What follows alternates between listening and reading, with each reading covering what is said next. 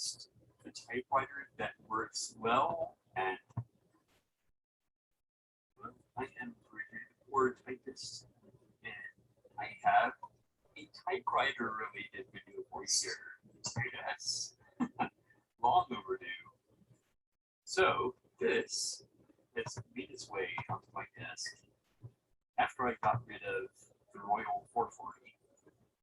It's very similar to another standard, and perhaps cosmetically in better condition, but this one looks nicer. You have the textured backsplash here, if you will. The textured plate there on the front behind the keys. That goes a long way to making this look better, even though it's a very, very drab typewriter. But the Royal FB run 1958, and yeah, it's like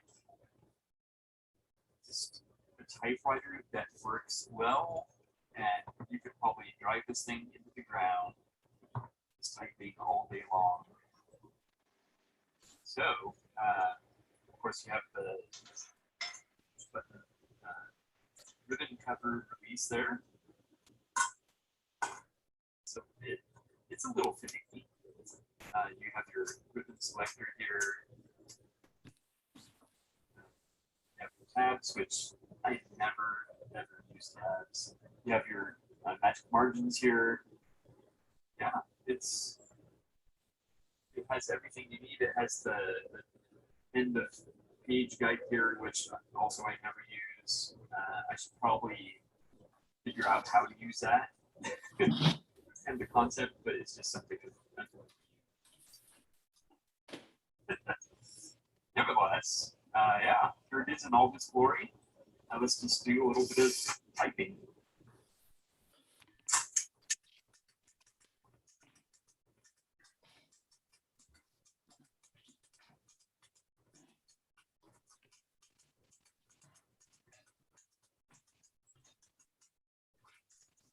I don't know if you heard that. It has a dinky little bell.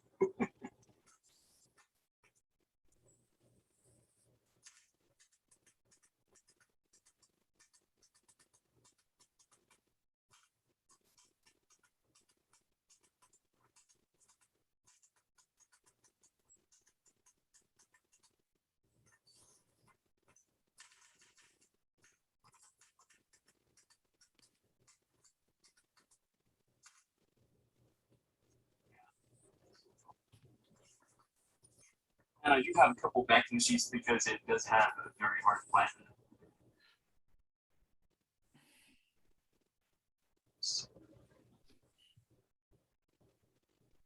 There. Very, very nice. I'm so pleased with it. Yeah, so I just started with the quick brown fox, and we went to the now's the time for all good men. And I like to do, this is a test of the emergency broadcast system. This is only a test. Yeah. Anyway, yeah, just a sort of quick and dirty video here, just showing what is center stage on my desk with the Royal FB. It can use a good cleaning, but you know what, it works great. No complaints. I think occasionally, just occasionally, when I do the carriage return, it sometimes peaks just one character past the margin. Yeah, and I do actually have the typewriter repair Bible for the Royal standards, the FP 440 and the 470. Of course, available from the typewriter database. We're on lulu.com. Search for typewriter Bible. But yeah, that's basically it. I mean, no real frills here. Oh, occasionally, as I'm typing, I haven't figured out if if it's me or the machine, but occasionally I think I type like this. So occasionally I think I brush against the button there and it pops up. I think that's it. It could also be general vibrations popping it up. So the little hook there probably needs some adjustment, or maybe the catch there. Yeah. I'm sure that's the proper terminology, but obviously the hook has to catch on something, so we'll probably do a little catch. But yeah, I'm very pleased that it works, and I think this might be one typewriter that I do send the button off to JJ Short. I mean, you can just feel the texture on there. It's pretty crazy. Yeah. And of course, pretty darn hard as well. Another thing I would like to do, I don't know if you can see it, but there's a fair amount of rust on here, so I want to try and clean that up a little bit. If it doesn't come off, I'm not too worried, because again, I like these machines, what they do, rather than how they look necessarily. Of course, at the beginning, I was talking about how this looks nicer than the Royal 440. Yeah. You have to care about it. You want a machine at least inspire you a little bit. This will probably be the one that I do to put the button out and send it to. Let me see if I remember how to do this. Oh yes, yeah. See, that's basically it. And then I would need to take off the knob there, but it's now getting it in is the next thing. Okay, there we go. I didn't have it seated properly. Seated all the way over here, so that's why I was having difficulties there. And again, this is one reason I don't do repairs myself. Unfortunately, this doesn't need any repairs. I will be able to easily take off the button, send it off to JJ Short. The other rollers seem pretty okay. This one doesn't go completely round, so I probably could send these off as well. This one isn't too bad. It goes all the way around, but this one, yeah, I could do some work. And I haven't even checked the feed rollers underneath. But there you go. The Royal FP from 1958. This is one of the later typewriters in my collection. I originally had the Royal FP white carriage. I don't remember what year that one was, but yeah. Decided I didn't need a white carriage, so I give that one to Bob Marshall from Typewriter News. I also gave him the Royal 440, and I had procured this some time back, but it's one of the more recent typewriters in my collection in the last several months anyway. So there you go. All right, well, thank you so much for watching. I'm glad to finally have another typewriter video for you here. It's like my channel has become all about fountain pens, but that is kind of an obsession for me right now. So, but we're gonna start doing the typewriter videos again. And of course, it's time to put this typewriter to bed.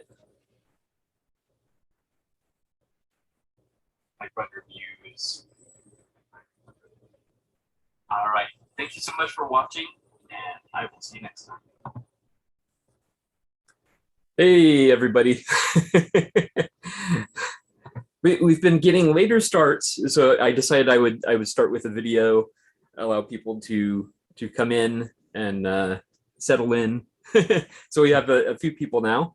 Let me take myself off spotlight here. Yeah. So I think Dan was here first. How are you, Dan? I'm fine, thank you. Thank you for the demo. Very, very nice. It's been a good week. I've been out in the garden. It's 5 in the afternoon here in Sweden, so I've been out in the garden again. Very, very pleasant to do some chores, especially when I was at a party last night, feeling kind of too stressed down. But it's nice. Nice to see you guys. Nice to see you. I have possibly one issue with the typewriter that could benefit from this expertise that gathered around here, but for later, I have some problem with some type arms, hoping to get some advice. Yeah. How are you? Very good. Very good. Yeah. Yeah, I was happy to finally put together a typewriter video. So yeah. We were happy too, Gregory. It was about time. I know, huh? I almost had to call myself the poor Pennist. Yeah. There you go. Yeah. And Eric, how are you doing? Oh, I think he might. Good. I'm in Drake's Island, Maine right now, and I'm connected to the hotel or the resort Wi-Fi. So I don't know how good my connection is going to be, but okay, exciting.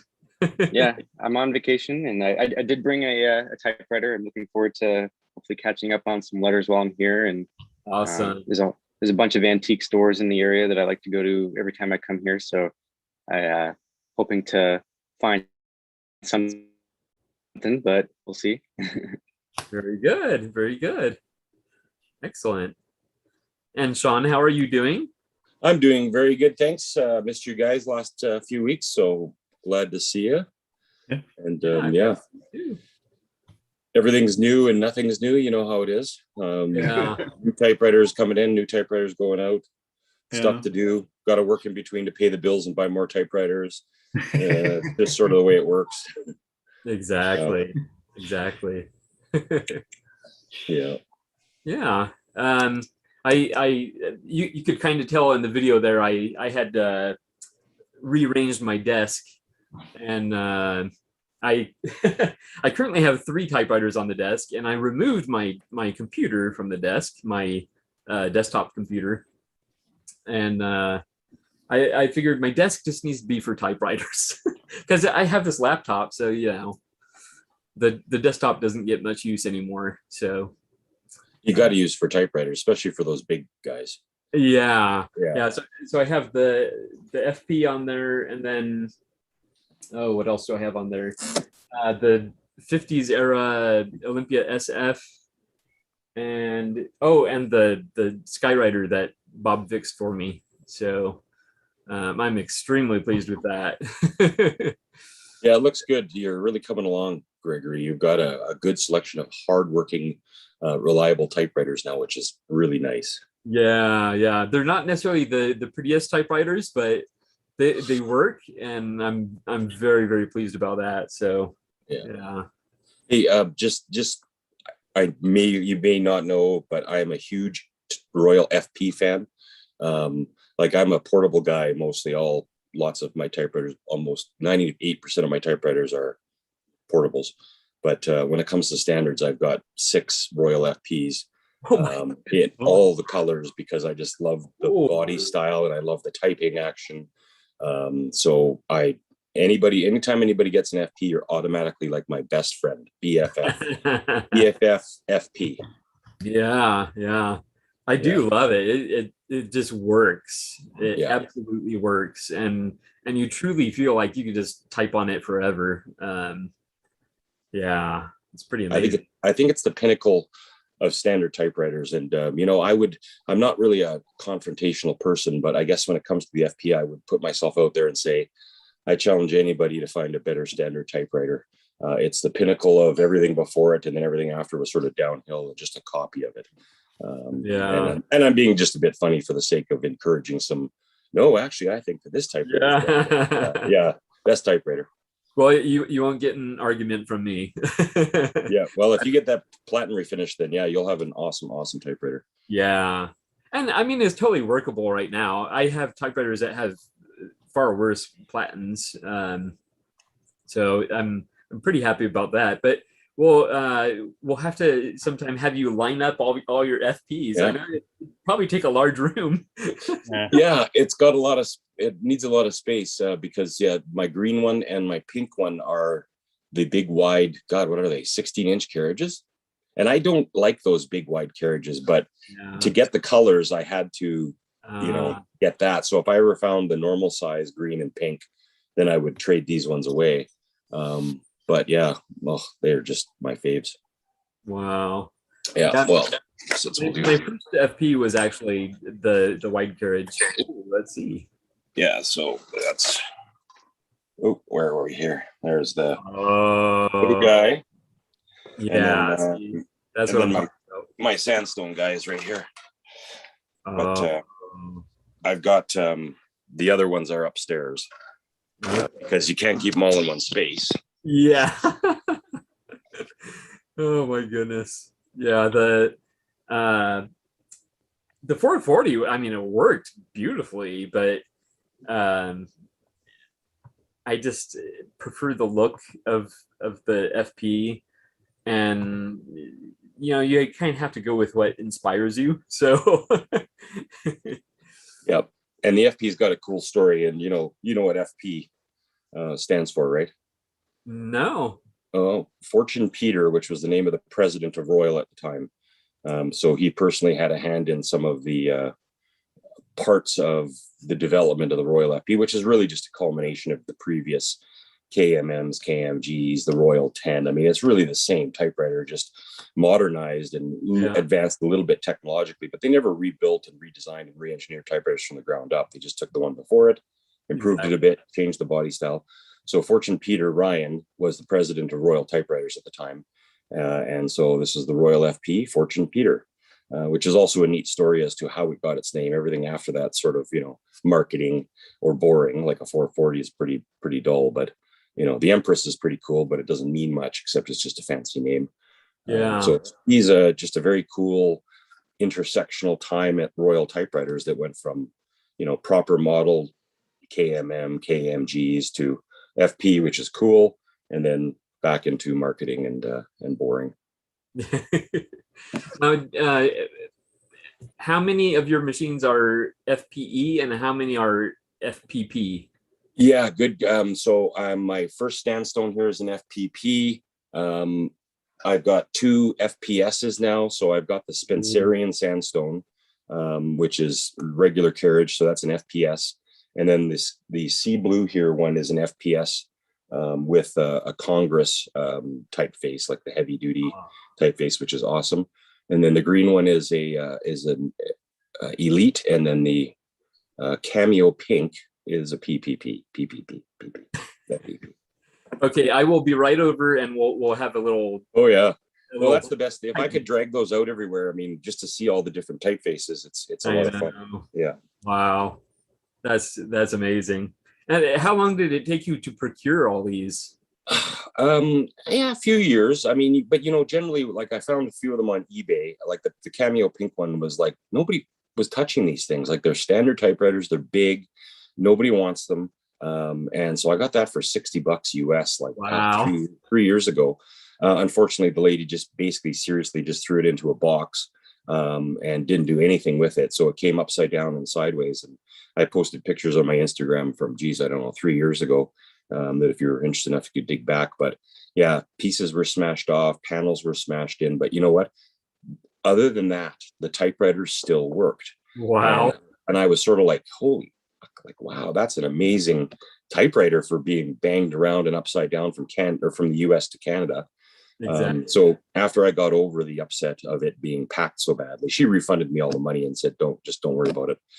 Don't send it back. So I was like, okay, well, I got nothing to lose by digging into it. So about 6 months later, I went through the entire thing. And you know what, other than the broken, like the margin tabs, the magic margin tabs on the top, which obviously when they go upside down, they don't hold that well.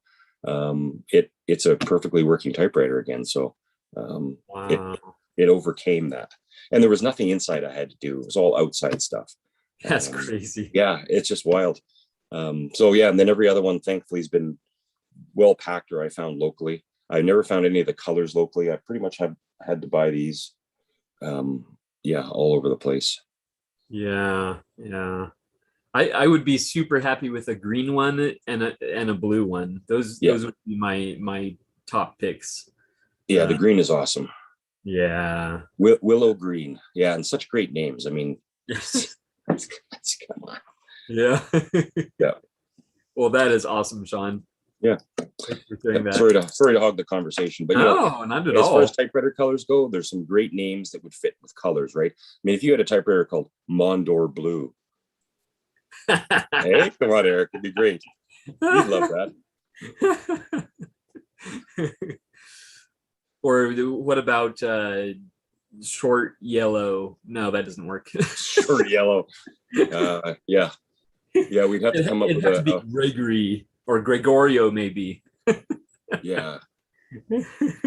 Oh, we'll think about that. We'll come up with everybody's own factory color names. Yeah. Depending on what your favorite. Like Mondor, that's like made for a color, right? Well, everybody'd be like, well, what's Mondor mean? Like, well, what's the reference? But you just have to be on the inside and know. Oh yeah. So it would have to be gold probably, because I think Mondar is French for mountains of gold. So that's a good one. Yeah. Cool. So I'd be curious to see the Spencerian typeface that you were talking about. Oh yeah, okay. Yeah. When everybody else talks for a bit, I'll go upstairs and get on that. And yeah. Excellent. Well, Eric, it beats all the other cursives hands down. Like it's a unique typeface. I put it a little wrong when I put it on Instagram a few months ago, but I basically put it like this. It was Spencerian was Royal's attempt to do a new Vogue in the late 50s, early 60s. It was unique to Royal. You couldn't find it on any other brand. It was something that just Royal produced. I mean, obviously it isn't Vogue at all, but it was, Vogue was so unique and it was only found on Royal. Spencerian, I feel like that was a reattempt to try to capture that very unique typeface in the late 50s and early 60s, because I've never seen it on anything else, the way the S's swirl and all the other letters, and it just flows really nice. It's so cool. And when I got it, I thought it was just a cursive. And getting a cursive typeface on a standard typewriter is rare enough in itself. And I couldn't really see in the pictures when I bought it. So when you look at the type bars, you're like, oh, that looks like cursive, which is cool. And then when I got it up and I typed that first page out of dirty type slugs and slow arms, I was like, oh my God, that's Spencerian. Like, yay, like a little kid running around at Christmas. And my wife's like, it's just a typewriter. You're like, no, it's a Spencerian typewriter. Yeah. That is awesome. Wow. Yeah. What a surprise. Yeah, I like those. They don't happen often, but when they do, I always enjoy them. Yeah. Yeah. Very cool. Bob, how are you? Enjoying this conversation, because I tell you what, it is so hard to keep up on typefaces and colors. It is the hardest thing when someone says, what color is this? Typewriter. And I'm like, yeah. Some type of brown, or what. Excuse me, I'm having computer trouble. There we go. So what do? I've actually printed out everything that's in the Bible as far as typeface, but I've noticed it's a little small, so I need to find a way to increase it, maybe 2%, and that way I don't have to think so much. I can just do a test print and hold it up to everything that the great Reverend has given us in the Bible. Oh, he just chimed in. Now I can't speak poorly of him. Not that I ever would, of course, but you can speak poorly, but well, speaking poorly of any Reverend is blasphemy in my opinion. Yeah. So yeah, I printed them out and I have them in the other room, because my shop and my sales room, meeting room, aka dining room, are two totally separate places. Oh, I just crapped out, didn't I? But there we go. But so I need to do that, and I really need a great list of all the colors that typewriters ever came out with. It's just because people ask me, and I'm not always sure, what the colors are. And I really enjoy. I just got a nice Royal QDL the other day that's gray on top and black on the side, and it was put into a box with some paper around it and shipped. And somehow it made it. I have no idea how this typewriter made it. That's always how it goes. But it'd be really great to have these lists all printed out and ready to go. Because sometimes, what do you tell people? Well, that's some type of strange brown and some type of cool green on the keys. Yeah, like on the service card you did for my Skywriter, for the color, I think you put like Army tank green and you put a question mark. Like, I don't know. Yeah, thank you. Like, I'm not exactly sure. I think it's this. I think I remember somewhere someone calling it this. Yeah. And we spent so long in the automotive field figuring out what the colors were. I remember my 66 Cadillac was Army tank gray. That's what they called it. And then we painted it cue ball white. Okay, there's just so many different types of, and the cue ball white is really nice. I know Harley uses that color, so people get really into colors. I'm not too into them. That's brown, that's white, that's blue, whatever it may be. I think Sean just called that gold on that FP sand dust. No, sandstone was the factory name for it. Yeah. Yeah. But it's a mustardy. But see, that's the thing. Right. So I've been collecting Bob colors in my paper here of all the different models. Now, thankfully, our beautiful, sweet man Ted Monk is most of those on a typewriter database. But some of the earlier typewriters don't have all of the colors. So I've been searching them out over the years through old ads and any old reference material to collect those names. Especially for like Royal P's and the Underwood portables prior to the, like the 4 banks and the 3 banks and that kind of stuff, because they all had some consistent yet inconsistent naming depending on the model and sort of the year. But yeah, so that's been really helpful for me because I like to be able to post online when somebody posts a typewriter and they say, oh, this is Army tank gray. And that's actually Star Mist gray. That's right. Yeah. Right. People would really like that. And that's a hard part. The customer will go, well, what color is this? And I'm on the typewriter database and I'm Googling this and and we're all running in circles trying to figure out a dang color. It'd be nice just to have it. I just need to print it all out. You can have any color you want as long as it's black. That would be my preference. But I'll tell you what, you'll notice I have a different background behind me and my face is very white because I built a new bench, and I built the bench in the middle of my shop. My body hurts. It's a very well built bench. It is 39 inches wide and 8 feet long. It can fit 4 people comfortably. Well, it could probably fit 8 people comfortably. But we'll see. And that's the idea. I have hired on extra help, assistants, people who have worked with typewriters before. That may be a good thing or a bad thing. I'm not sure. We'll see how it all works out. I'm really excited to get other people in here to assist me. I'm just too busy, for lack of a better term. And it's not going to be where I'm at work and I have someone else here. It's going to be where we all get together, and similar to painting parties, it's going to be typewriter repair parties, right? Yeah. So we're going to do that a few hours twice a week, and hope for the best there. Because I'm really only out here, 3 or 4 times a week working on typewriters, and then a lot of it's maybe I'm waiting on platens to come back, maybe I'm waiting on whatever. The only thing I have to wait on these days is platens. Everything else I really do have in stock, and I've been working real hard to stock things. If I see something. I know Monk has been kind enough to sell me, one of everything that he's been making. So that's been really nice. Like, I just need to stock up and make sure I've got the parts when I need them. So everything had to go out of the garage The table had to be built. The table came in. Oh, and I painted the floor. So my floor in the garage now is black. So I did really remove everything. And Gregory's been in here. I have a lot of tools. I have a lot of motorcycle parts in here. So I have a lot of other things beside typewriters. But needless to say, all the motorcycles really going to go behind the garage in the carport, because it's not, the carport is not a place that it rains in, it just rains next to, right? And Yeah. so I think all the motorcycle parts will be fine. I've got a huge rack on the back of the garage, and that rack stores all sorts of stuff. So it's been a lot of work and a lot of self organizing when you realize, why do I have 28 motorcycle carburetors? Like, what am I thinking? What? You never know, Bob. You never know when you're going to need those.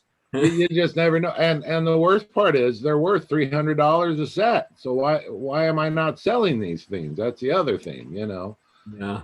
So I'm really good with carburetors too. If they need to be rebuilt, I'm really good at rebuilding them. I just started playing with typewriters instead. So I think that's been exciting. And I've been fortunate enough to really look through the typewriters and realize that I have a lot of rare units, and I have a lot of strange typefaces, and I have a lot of things that need to go up for sale. They're nice. I just, there's no reason to keep a bunch of them around. But so what I did, just so you all know, as far as the typewriter desk that I enjoy, or the bench top, I went with a very expensive piece of 3/4 inch sanded plywood. I think it was $78 or something for this piece of plywood. So this bench just in the wood is like $220. But on top of it, I have this siding, and this is, I think they call it FP, but it has a wonderful grain to it. And you'll see it on kitchen walls and whatnot. I'm just going to give you all a quick. You guys see that texture? Yeah. See how it's got all this texture? And the benefit is, I'll use my phone because I don't have a typewriter, but the benefit is when I put a typewriter like this, it grabs onto it. Ah. When I put a typewriter sideways, it really grabs onto it, and it won't sliding out from underneath me. So that's what I'm trying to do with this FP board. It's $32 a sheet over at the Home Depot. Very small screws will still bounce off of it onto the floor. Yeah. They always do. That's a good point. Is that what you're using, Sean, or? No, I've just got my bench, but I'm putting up a little edging on there, especially when I'm working on stuff. You know how on ships they have the little stand-up edging all around? Yeah. I just sort of put that up temporarily. I'm trying to figure out a little solution that I can sort of put it up or down depending on what I'm working on. Because even though I have learned to move my work away from the edge of the bench into the middle, because we all seem to like to want to work on it right where it's all going to fall onto the floor. Right. Things still have a way of bouncing. Those little screws bounce down and off and then right off the table. So I just figuring out things on how to capture things on the end of the table when you're taking off screws. But really a nice, thicker, heavier duty rubber type mat when you're actually disassembling is probably the best, because they just don't bounce that much on them. But anyway, sorry for interrupting you, Bob. No. And this is very important, because I was using a piece of I think it's melamine, a lighter cardboard / almost wood that they side stuff in mobile homes maybe or whatever. And that was working well. That was working well because it was nice and smooth, and it was real easy to move drag the typewriter around as I need it. And obviously I've got 2 or 3 turntables, but it doesn't drag around as well. But if I put we've all done it where we just pick a typewriter up to look at something, and all of a sudden the typewriter falls out from underneath us, and then we're scrambling to catch it because we certainly don't need the typewriter breaking on the bench, right? That would be bad. So I agree. I don't have any edge on this right now. I was thinking something, something they used to put in a mobile home or Airstream, that really nice thicker edging. But you're right. If it cupped just a little bit like it did on my boat, yeah, that would be really nice. Catch screws. And I painted the floor black in hopes of seeing shiny metal screws better.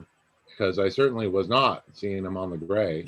But I've learned my eyesight is only 90% of what it used to be, and so that doesn't help either, right? So I think I think it's definitely, and we've all seen it done so many different ways. I remember like Dwayne, for example, just has a piece of it's like a Corian. I mean, it's an actual top. It's very nice, and it's just a piece sitting up there. And I reckon every handful of years he has to change it out because the alcohol lacquer thinner, all of it wears on it after a while.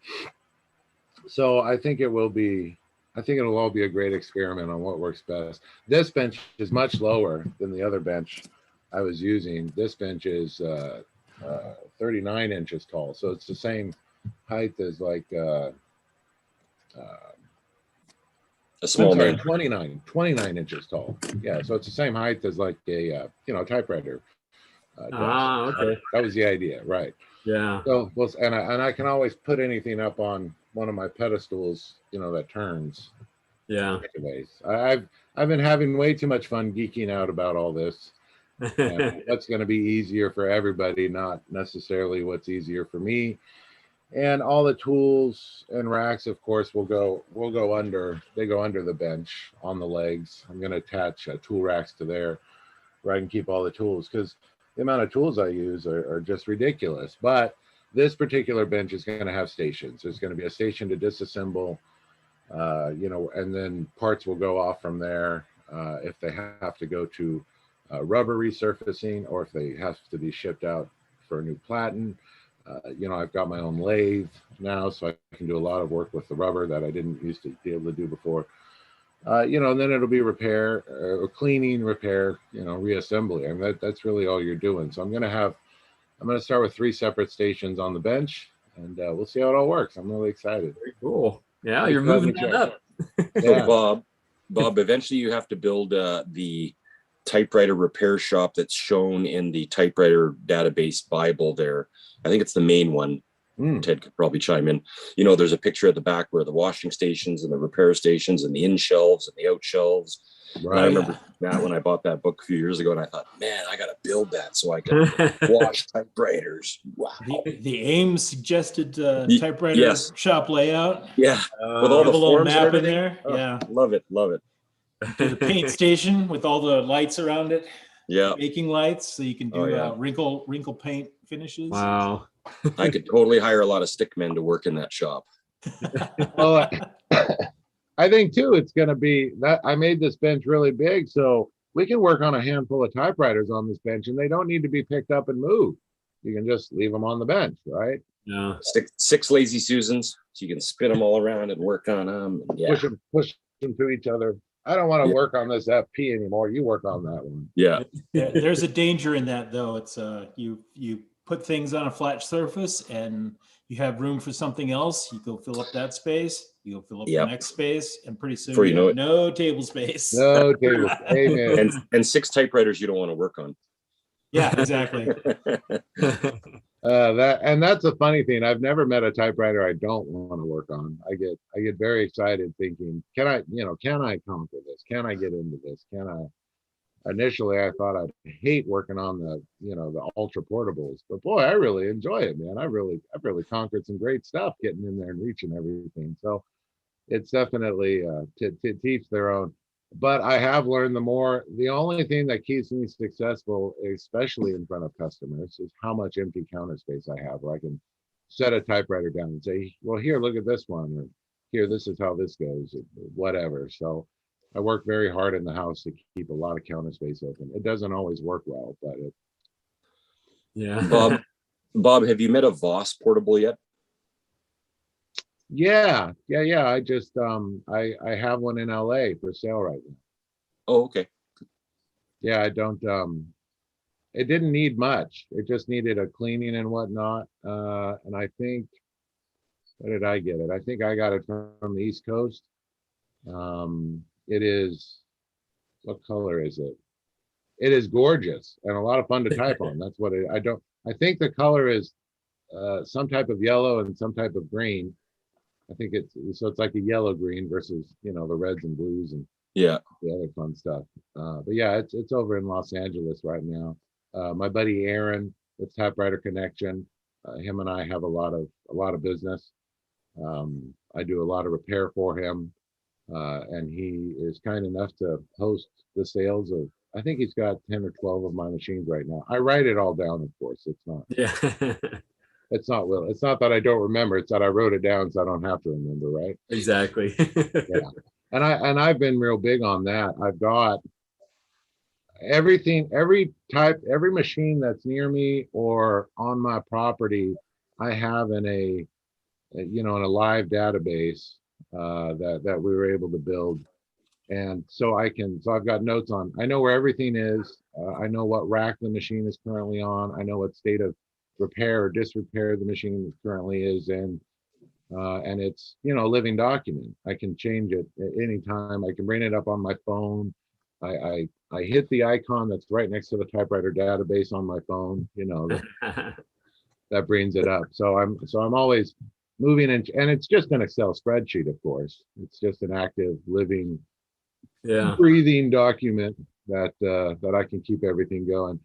I always laugh when they say, okay, what's your typewriter count up to on the Facebook? And my answer is always, that's not your business or mine.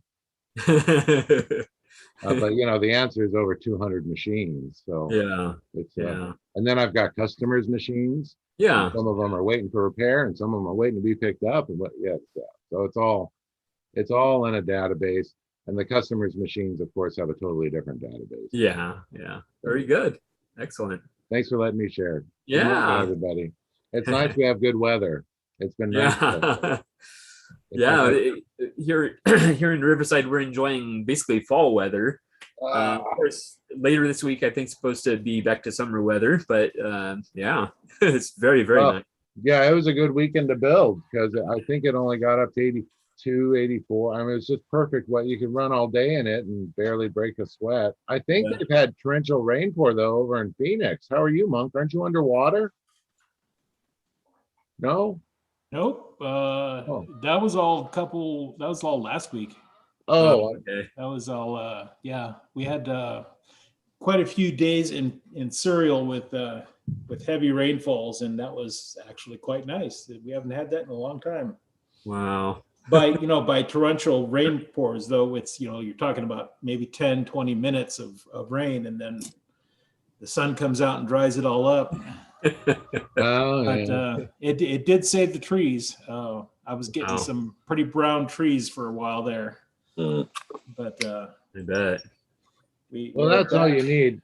I know the scariest rainfall I've ever been in was in Tucson, and it was just torrential, and the road could not handle all the rain. I was on a Goldwing sliding all over the highway. I've never been so scared in all my life. Go figure. Well, down there it's all flat, so any rain that comes down is just gonna and then go outwards, and then all of a sudden all the roads are rivers, and everything's flooding for 20 minutes, and people die, and then you find their skeletons in the desert. Right. It's a great picture. Ugh. Yeah. And why does anyone live in Arizona? Because it only happens once every 10 years. Yeah.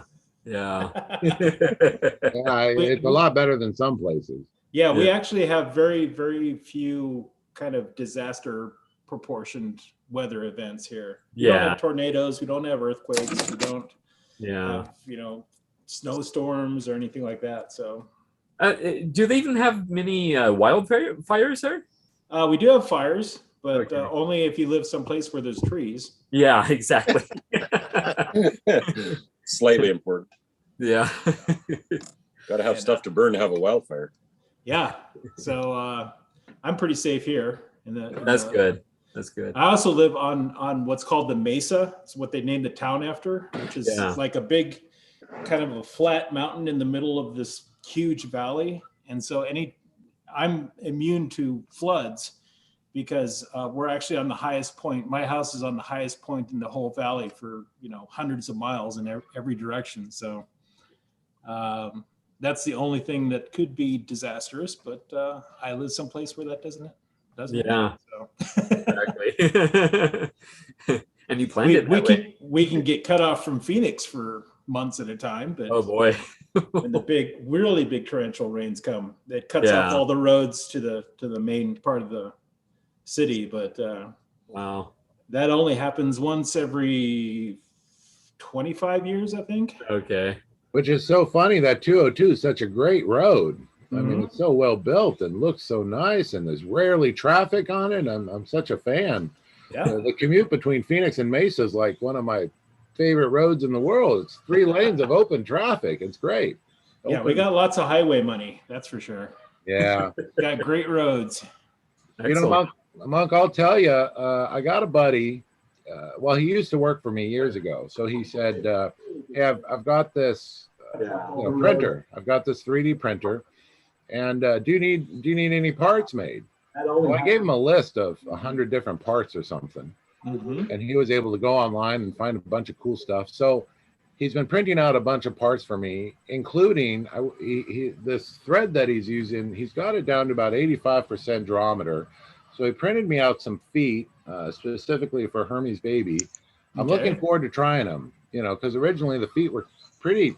I think 85 will do it, but we'll see how it works. I haven't gotten them back from him yet. Mhm. He's putting the order together for me, and he's been working on it for a few days here and a few days there. But he's got several printers, and he's able to put them together, and the knobs are amazing. Mhm. I think there's going to be some exciting things as far as typewriter parts in the near future around me. So I'll let you all know, and when I'm ready to make an announcement, hey, I've got 10 of these knobs. Who needs one? Yeah. So we'll go from there. But it's been very exciting in the world of 3D printing, and the fact he's got 3 different 3D printers. So I think that helps. He's got a very small one and a larger one. Yeah, definitely. If you get him to the point where he can make the feet for SM3 and SM4 silver bullet cases, those kind of curved ones. Right. I just had a bear of a time trying to mold those, and it's not an easy thing to do with molds. But I remember 3D, somebody. Yeah, I'm sorry. Steve Dade used to do 3D printed versions of those, and so. Yeah, that's been a hard. I need to. My buddy and Aaron and I were talking about going to, knock on his door and see. Yeah, I need to. That was such a hard loss, and I didn't really feel it until months after. And I had repaired the last machine he put feet on. I had repaired for the customer and given back, and I thought, and I kind of mentioned it to. Anyways, yeah, Steve Dade was doing all sorts of exciting things, and it'd be neat to. It's been it's been what 6-8 months.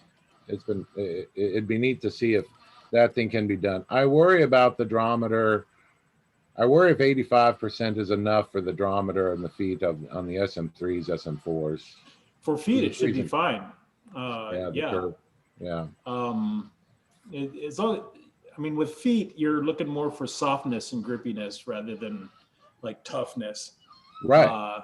So, as long as it holds its shape, which the material should be able to, once it cures, it should be able to hold its shape just fine. Yeah, and it would be neat to I'd really want to install them on a machine, make sure they're good, put the machine on a few surfaces, make sure the feet aren't falling apart, drag it across concrete, all the things, Yeah, when I was doing the casting for the feet, I'd stick, I had samples that I stuck out in the sun in the summertime on the concrete where we have, egg baking concrete, and I just left it out there for a month and just to see what happened, and it was fine. So that's a really good idea. That was a good stress test. Yeah. Yeah, we get a bit of that sun around here. We can do that. We can do that a few months out of the year. Yeah, I figured that was probably good enough to simulate, 6 months in a garage or a year and a half in a garage. Amen. Amen. No, I agree. And that's been the hard thing. We've had several people remake things, and I order the parts from them and get them. And I think this isn't as hard as the original. It's going to be off. Do I want to sell this to the customer? And it's something as It's just feet. It'll work fine for a few years. By that time, the customer won't be around, or won't be around you, or maybe you won't be around. Who knows? But I don't want to. I don't want to. I like them to last a little longer than that. So I put them through a lot of stress tests before I started, really pushing them. I've still got feet though. I still got rocket feet if anybody needs any. Oh, sure. Yeah. I don't think I've got 3 or 4 of them around in line ready to be rebuilt. I'm looking at a pile of them right now. So I've got a few of them from you. Okay.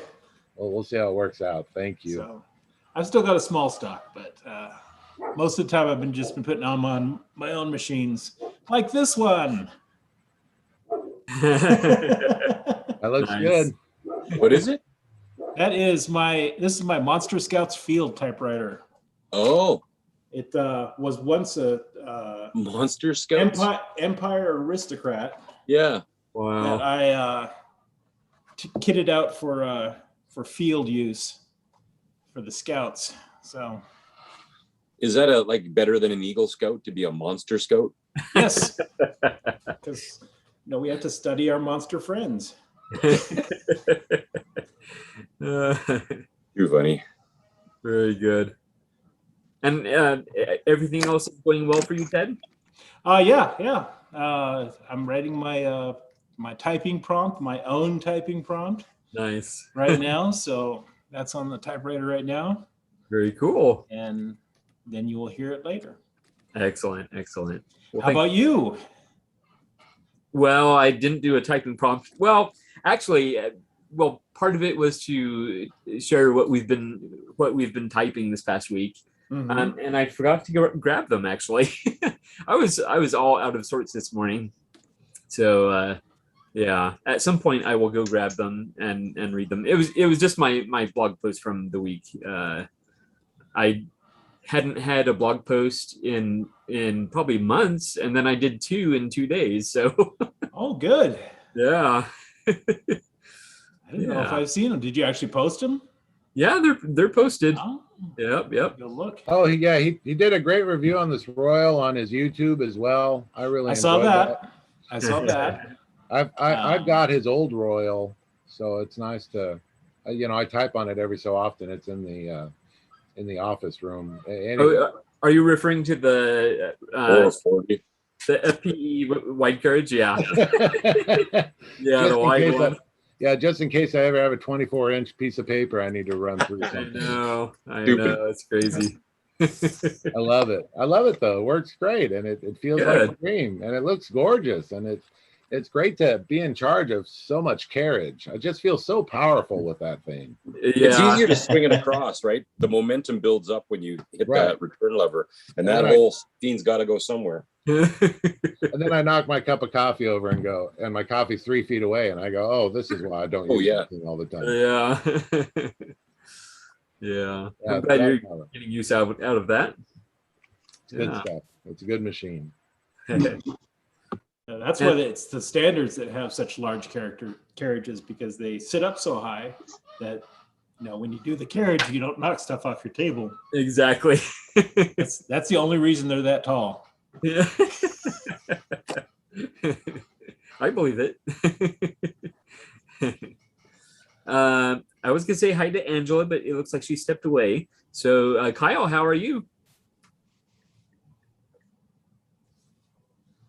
I'm good. I'm so glad that Patty joined just in time for me to give an update here, because I feel very, very bad. So I asked Patty last week about the typewriters, and I've been thinking about it. And then on Friday, I went on Craigslist and saw a SM3 locally that I was able to get. And so now I feel really guilty that I, was very interested in Patty's typewriter. And then I found one really close to me. So sorry, Patty. Oh, it's okay. It's not a problem. I totally understand. Got to get the best deal we can. Yeah. So yeah, that was a nice, I'm cleaning that one up right now. So. Oh, nice. Baby blue types pretty well. Oh, sorry.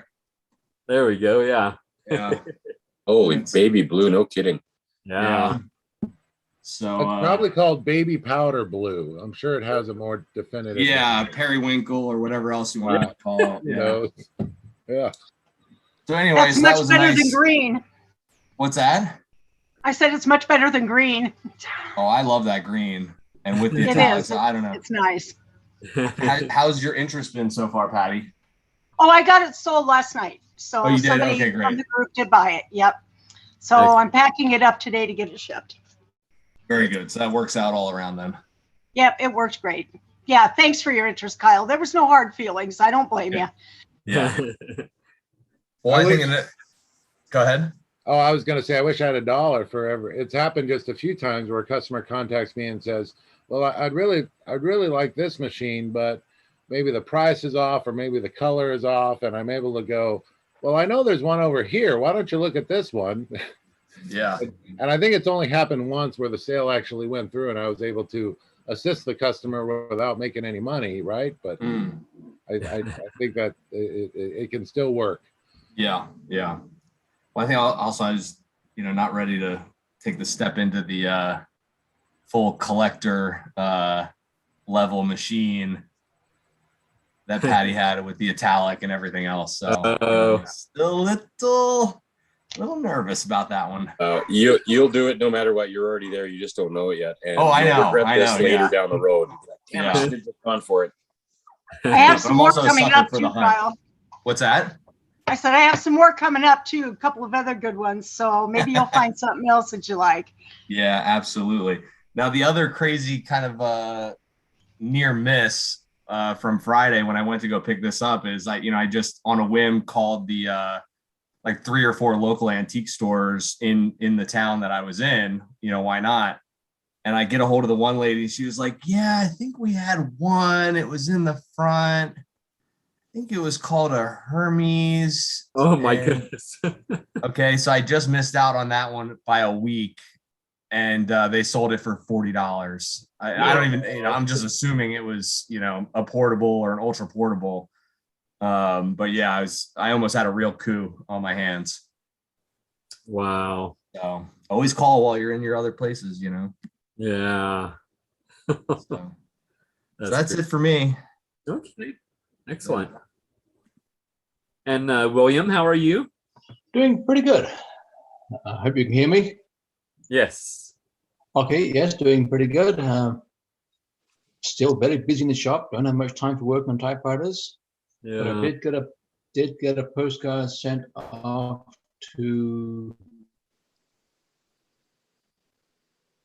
Amber. It looks like she's probably in Main Cabin County right now. Yeah. Oh, you're That's her summer address. yes. Are you talking about me? Yes. Oh, Sorry, I was washing some dishes. Oh. yes, our internet has been doing that lately. Has been getting unstable. Oh. Yeah. Anyhow, so yes, I did get a postcard sent off to Angela, and I Thank you. I always like to look at people's address on Google Maps, and there's not even a street view of where Angela lives. You must be out in Main Cabin County. Yes, and if you look on Google, the Google map, no, what is that world map thing? Google Earth. Yeah, Google Earth. The picture of my house is old, and before I bought this house, they had mounds of trash in the yard, and it shows up as these big white blobs. Yeah, it doesn't look like that anymore, but it's pretty amazing to look at the Google Earth, whatever that was called. Yeah, that Earth view. Yeah. Wow. So yes, Angela, postcard is on its way. And Thank I you. did receive a card from Eric Mondor. Nice. Yep, so I got that. Appreciate that. Thank you, Eric. Of course. I And hope you had I was kind of worried about it getting ripped in the mail because it's thinner than a regular postcard, but it looks like it got to you pretty intact. Yep. Oh, arrived perfectly. And I hope you were able to find where the hotel was on your hike. unfortunately, we didn't, but Oh, but okay. we still had a good time, and Yeah. we found some abandoned cabins there, which was kind of interesting. But we didn't see any evidence of the hotel. There's a broadcasting tower there now, so I think that's probably where it used to be. But I learned later online that I guess I think there was a fire and that was why it's not there anymore, and they were going to rebuild it, but then they ended up putting it somewhere else in another town. So The postcard says Laurel Fields showing Bunker Neutral Railway and Hotel. And I remember when I was young, my grandfather used to take us on excursions to find abandoned railways. And it looks like Eric's frozen too. Yeah, and it was, I preferred seeing the live ones, but the abandoned ones, you could always find it on the map and find where they used to run. Needless to say, my grandfather was a train spotter in the first degree. Excellent. All right. And I know we already spoke to you a little bit, Patty, but how are you doing? I'm good. I am frantically looking through all the papers around my desk because I lost my vaccination card. So I'm trying to find it. But I'm cleaning up typewriters to get ready to sell. I've got to thin out the herd a little bit. I've got way too many of them, and I've invested way too much money lately. So I've got a few I'm going to sell, and so I'm kind of stocking up on packing supplies and making sure I got what I need to send them out. And working on the little Voss that I got last weekend or the weekend before, which has been kind of a nightmare. It's really stiff and the space bar is all out of whack. So it's sitting back on my bench here for the last couple days untouched. So I'll get to work on that pretty soon. But otherwise, not much else going on in South Dakota. Nice weather. Yeah. Excellent. That's always a plus. Yes, it is. It's very nice. And we'll get back to Angela. Angela, so how are you doing? I've been working really hard, so I'm tired. Oh. Yeah. Yeah. So, yeah, this week I went in and I was like, okay, this job is not a good fit for me. I had no idea it was this much heavy lifting. So they're moving me to a different position. So okay. Well, that's fewer good. hours, so it should work out very nicely. Yeah. That busy. It didn't come to Maine to be working full time or 38 hours, I know, right? Yeah. It's supposed to be your Other than that, I'm good. That's good. That's good. Yeah. Hoping to get some letters written today because I think I'm about 5 now to respond to. If you get about 8 more, then you'll be caught up to me. Oh, okay. Yeah. I did find some vintage postcards a couple days ago. We went to some antique stores, found some old linen postcards, so I'll get to try those out. It's funny to see the old ones. They're always not very politically correct. Oh yeah. I have some vintage they're like cartoons, and one is like extremely sexist. Yeah. I'm like, well, that wouldn't make it these days, but that will just stay in the collection. Yeah. I used the tea bag technique of making older, so I experimented with that this week. So that was fun. Cool. I don't like sending those pristine white envelopes when you're trying to go for the vintage look. Yeah.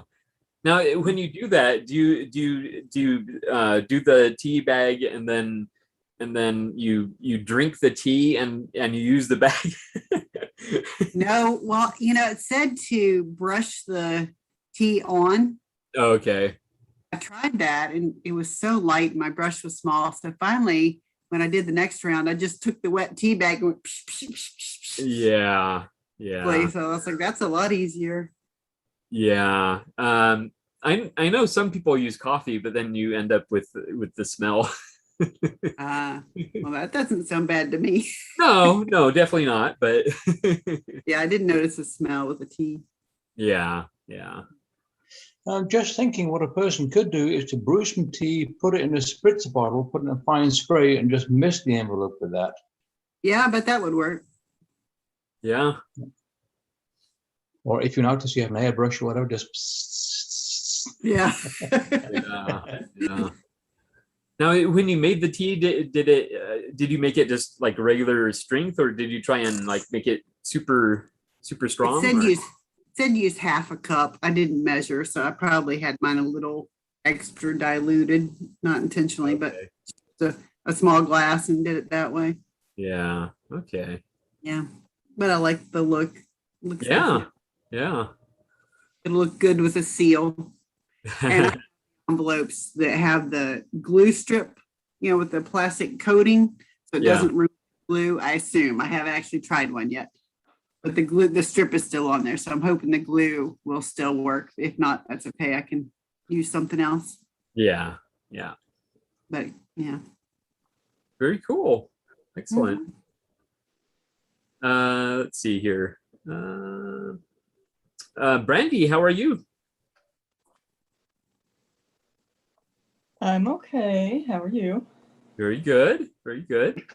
Anything new in your world? Yes. Oh, excellent. 18 million fountain pens. Besides that, can I show you what's new in my world? Yes, please. Okay. Excuse my fumbling with the camera for a second.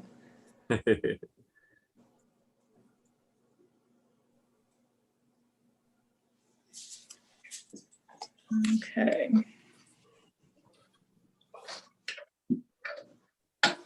Bum, bum, bum. Oh. Okay, there he is. Ooh, My I want Adler that. J2. This is Mr. Tux. That is very. Yeah, he's custom painted. Obviously, not the original colors. Wow. Did you do that?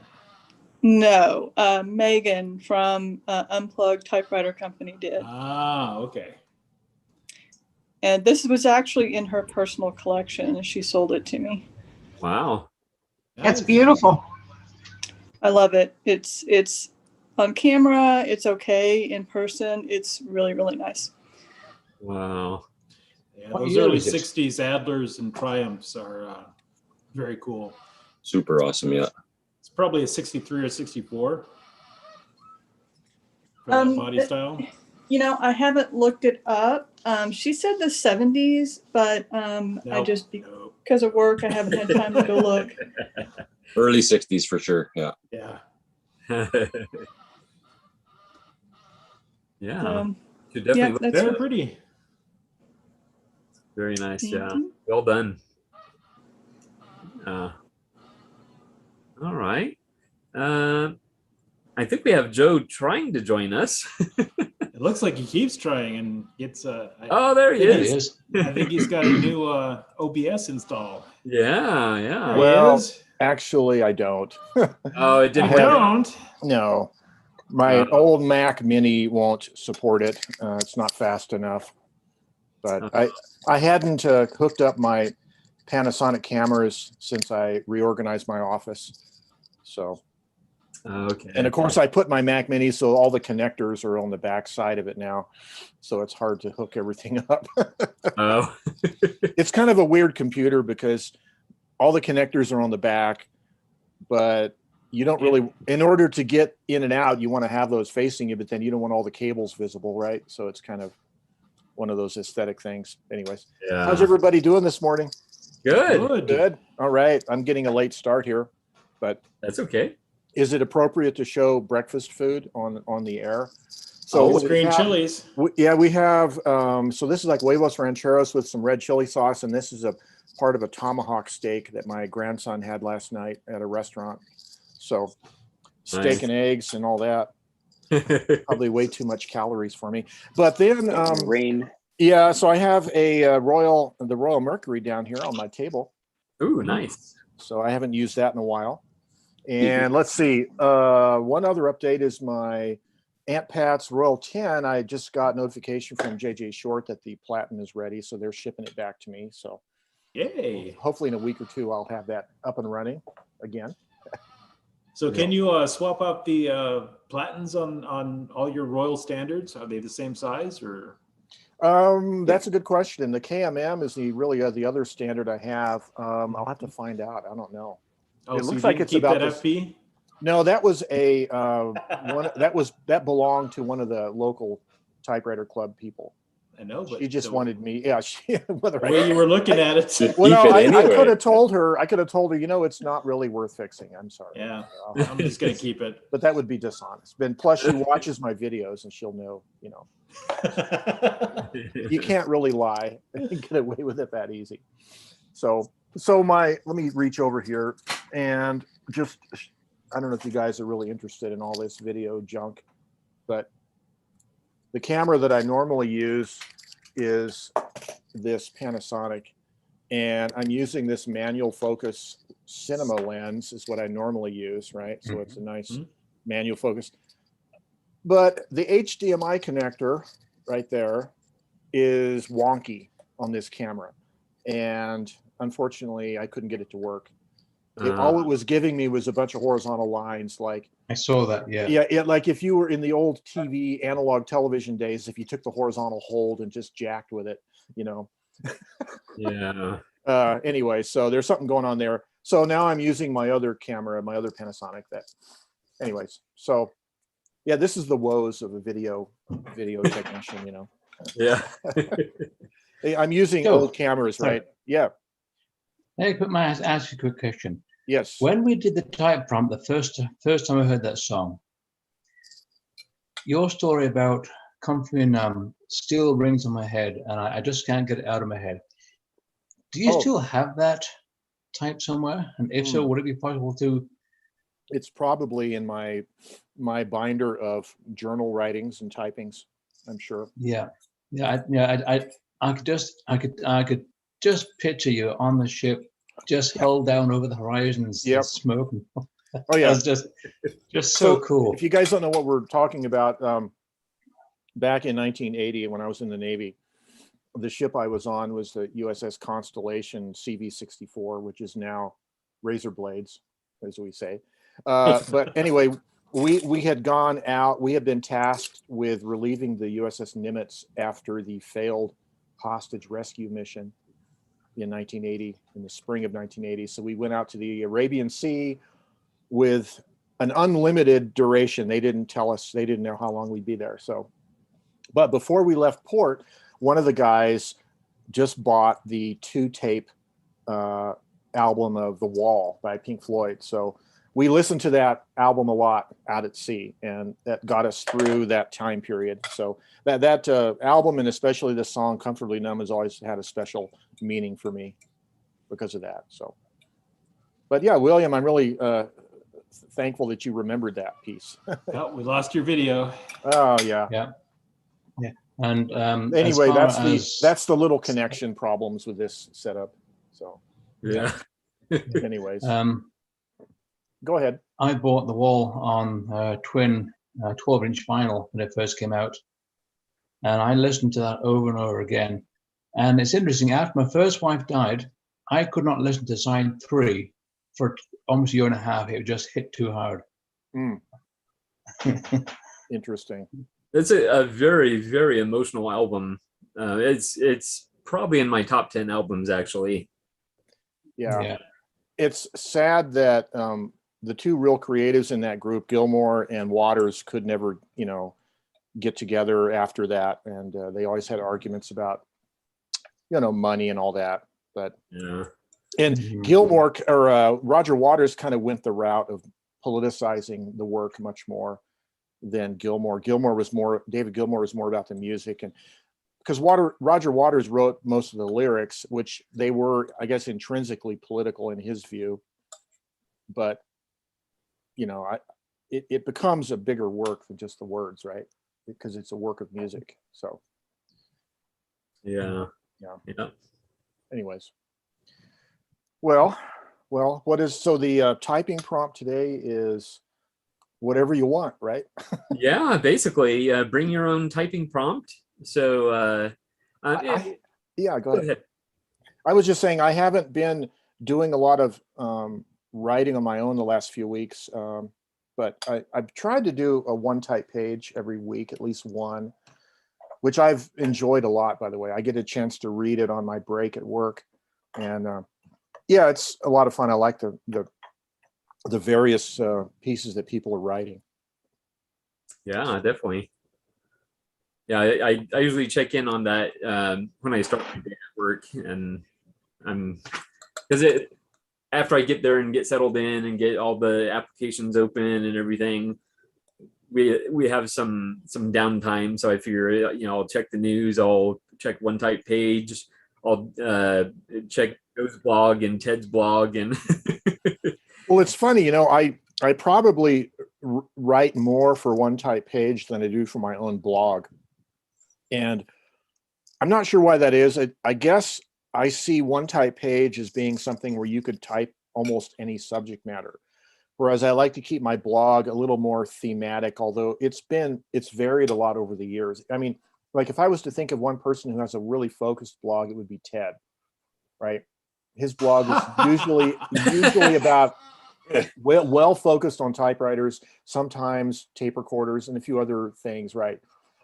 Over the history, since I've been doing my blog since 2006, it's been all over the map. But I guess more recently, I don't really treat it like a journal or a diary. I like to do more informational things or things that are, various subject matter. But so I find just the general kind of journal writings fit more on one type page for me, I guess. Okay. Yeah. Excellent. Ted, have you ever done one type page? I have not. Okay. I keep thinking about it and then just never Yeah. have anything to put up. Well, I probably do. I have lots of stuff that I type up, but I just don't ever. I kind of have the feeling that I should, if I ever did that, I would want to do it in such a way that it's not from me, if you know what I mean. Yeah. The desert rat. The desert rat. It's I want to do something more that you don't have to know that it's me to get something out of it. So, yeah. Okay. Well, there's a few people that get, political and things like that. And that's very interesting, to read people's views and still have kind of a unity of an idea that there's a free expression and people plausible deniability. People aren't going to be judged for it necessarily. Right. And that's just part of what it means to be a creative writer, is you're writing from your heart, whatever you feel. So maybe there's a little more freedom to open up when you're doing it more anonymously instead of on your own blog. Yeah, I guess that's true. Yeah, because I really don't like putting political stuff on my blog. It just that's not what it's for. No, exactly. But it would be easy because all you have to say is I'm wrong and you're all right. I'm right and you're all wrong. There you go. That always ends well. Yeah, it ends well. Yeah, I don't need to have that in my life. So. No. Or push that out on other people. Plus, people like you, Ted, that have a wide audience, people respect you for what you've done in the typewriter community. And so you're kind of conscious about your, public image. There we go. There you go. You're all gray again. Yeah, it's my camera. This camera, I'm going to have to, it's running on batteries only. My other camera has an AC adapter. Oh, yeah. But this one is getting low. So I'll be signing off momentarily and trying to, reconnect later. But so anyways, people like Ted, they have a great reputation and they use their blog for really good purposes in the typewriter community. It's one of those things where you don't want to, muddle you up with a lot of other things, right? So, don't poop in the pool. That's right. at least you could start another blog on another, under another name or something if you want to do that. I could just send it to one type page. There you go. Exactly. Poop in their pool. Which reminds me of that scene in Caddyshack that we all know. Duty. I need to see that movie again. Baby Ruth Bar. What's the problem? It's still good. Yeah. Bill Murray's character is funny. Anyway, so nothing too much exciting going on for me. You know, I might continue to work and fixing your office, fixing my office, and it's well, you know, most of 90% of this was my wife's credit. She wanted this office a little bit nicer. Of course, you're seeing the all the cables hanging on the side of my video table, but anyways. So what's that called when your wife rearranges your space? Oh, there's a name for it, I'm sure.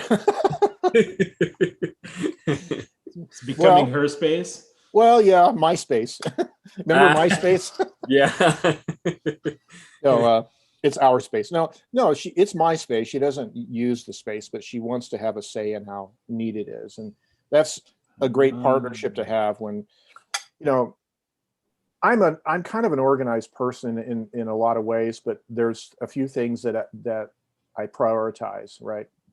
And if it's a choice between doing something in the office versus just rearranging it for the sake of rearranging it, I'll probably do something and leave it messy, you know, just because that's the important thing for me, is using it as a tool for things I need to do. So her strength is organizing and neatness, and yeah, I let her do it, and that works fine for me. So excellent. Although my grandmother, go ahead, my grandmother had a saying: "A creative mess is far prettier than idle tidiness." Yeah. I'm reminded of all those Architectural Digest interiors of houses, you know, that apparently don't look lived in. Yeah. You know, there's a neat house that isn't lived in. Yeah, exactly. So, well, I continue to get more mail every week. I have one from Jesse Smoot from Jacksonville, Missouri, and I have one from Mike Peserchik from Amherst, New York.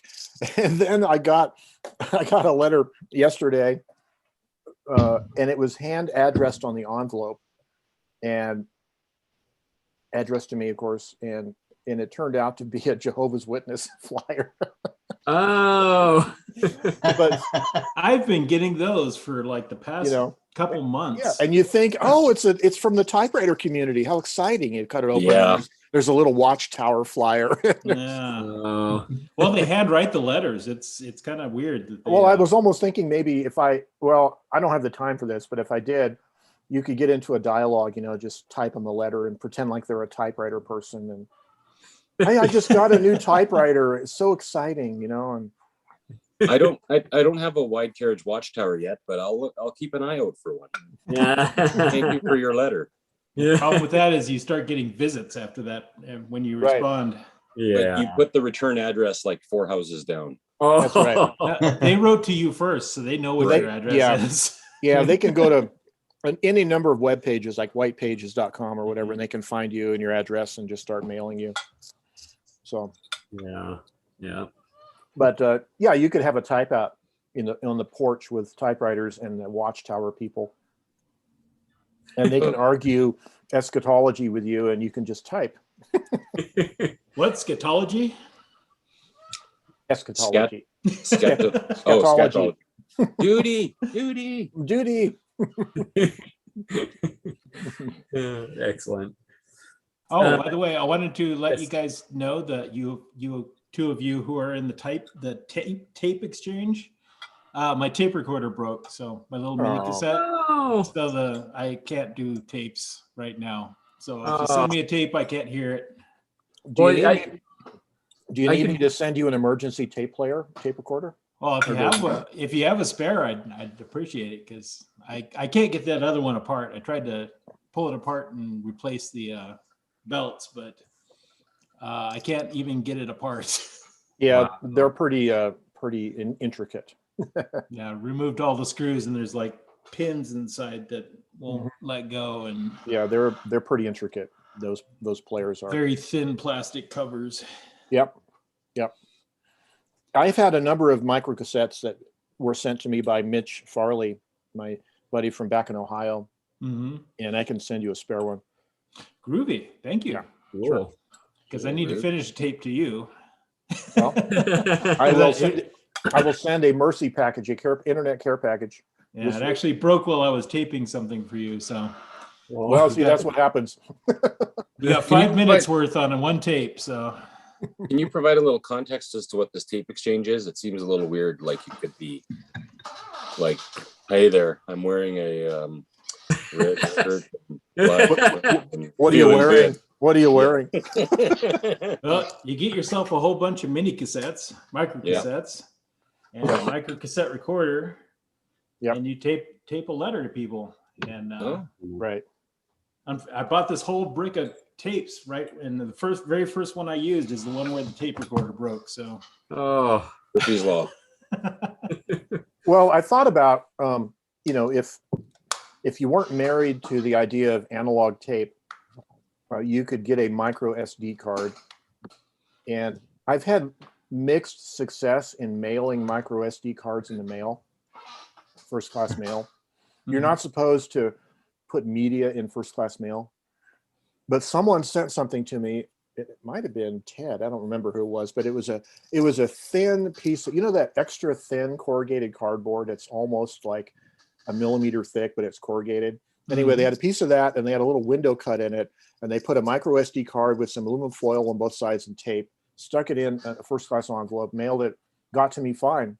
And so you could put a lot of not only audio clips, but video clips, right, on a little SD card and pay just first class mail. Yeah, I've sent you USB sticks and stuff before. So that's right. So, that's an option because audio letters, go all the way back to in the reel-to-reel days after World War II, when international phone calls were very expensive. And there was these, people would mail, there's actually mailing boxes, little 3-inch or 4-inch boxes with a reel of like a 15-minute tape or whatever, 1/4-inch tape. And people would mail these internationally to family and friends. And that was a real popular thing back, in the middle 20th century. I've found reels like that at thrift stores before. Sometimes you'll dig them up in the media section of the store. To keep cassettes and albums and stuff. And I always buy those when I see them. It's always fun to listen to pieces of other people's lives. Yeah, it is. So I guess, if you weren't married to the idea of analog tape, you could do the same thing with SD cards of some kind. But, then you could have to argue, well, what's the purpose of mailing it? Why can't you just email it? But it's really, I guess it's about privacy, right? Yeah. It's about having the antique thing that you're actually using. Well, it's really funny when you talk about antique things. This thing is really an antique, right? It's the G7 is 2 generations, 3 generations old. It's 1870s. That's the way modern electronics get, right? Is it gets to be, if it's 5 years old or more, it's an antique, so. Well, every electronic thing I own is an antique then. So yeah, and I was just thinking I'm probably an antique at this point myself. Yeah, so. I'm pretty sure you are. Save it for the tapes, boys. Yeah, that's true. What's fun about doing tapes though is I think about what activities that I'm doing that have interesting sounds to them. Like something like going on a walk out in the woods, and you have the rustling of the leaves when you're walking, or if you're tinkering in the garage and making noises, or just anything like that, right? Because you're trying to create a soundscape. The letter I'm sending to you, I actually have 2 tapes. One is actually completed, but the one I recorded on 4th of July, I was actually outside listening to the fireworks. So. Oh yes. Hear all of that. Yeah, I noticed this year in Albuquerque, it was a little more loud than normal. It looks like there goes my camera again. Sorry, guys. But it looks like the local authorities are less concerned about illegal fireworks, and everybody was just blowing off steam. So it kind of sounded like, paramilitary stuff going off. Oh man. Really loud stuff. Wow. Well, there are, within 20 miles or so, there are places that sell fireworks year round that are supposedly not legal in our county, but you go to the next county over and there you can buy almost anything. So yeah.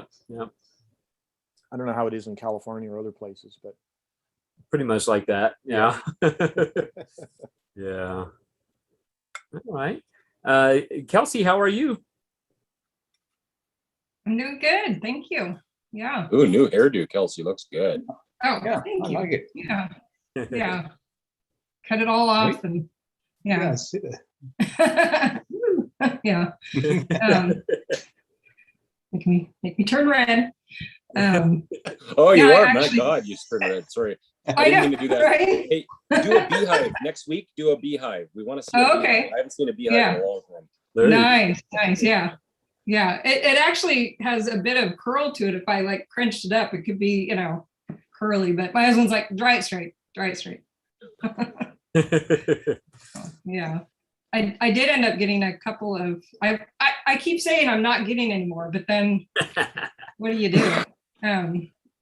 Ended up at a estate sale yesterday because they said they had a Hermes, and they did. Oh, a 2000. Oh, an older 2000. Yeah. Oh. Yeah. You don't and do those often. it works really well, except for the backspace.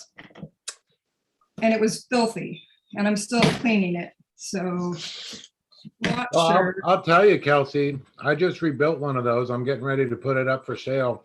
The hardest thing to repair on those is the backspace. Yeah. Be with you. Of course. Of course. They're Yeah. really, Needs they're to really go good. back, though. And 9 times out of 10, it's just a loose star wheel, loose star and paw. So Oh, okay. if you can tighten that up and get all that working, it's trying to Yeah. advance but won't advance, right? Yeah, it just What, makes a back- click sound. Oh, well, maybe you got lucky and just the levers out of whack. That'd be That's what I'm wondering. Yeah, because everything looks like it works, but it looks like there's like well, I've got it on the bottom of the case. Well, here. It's got this metal thing. Yeah.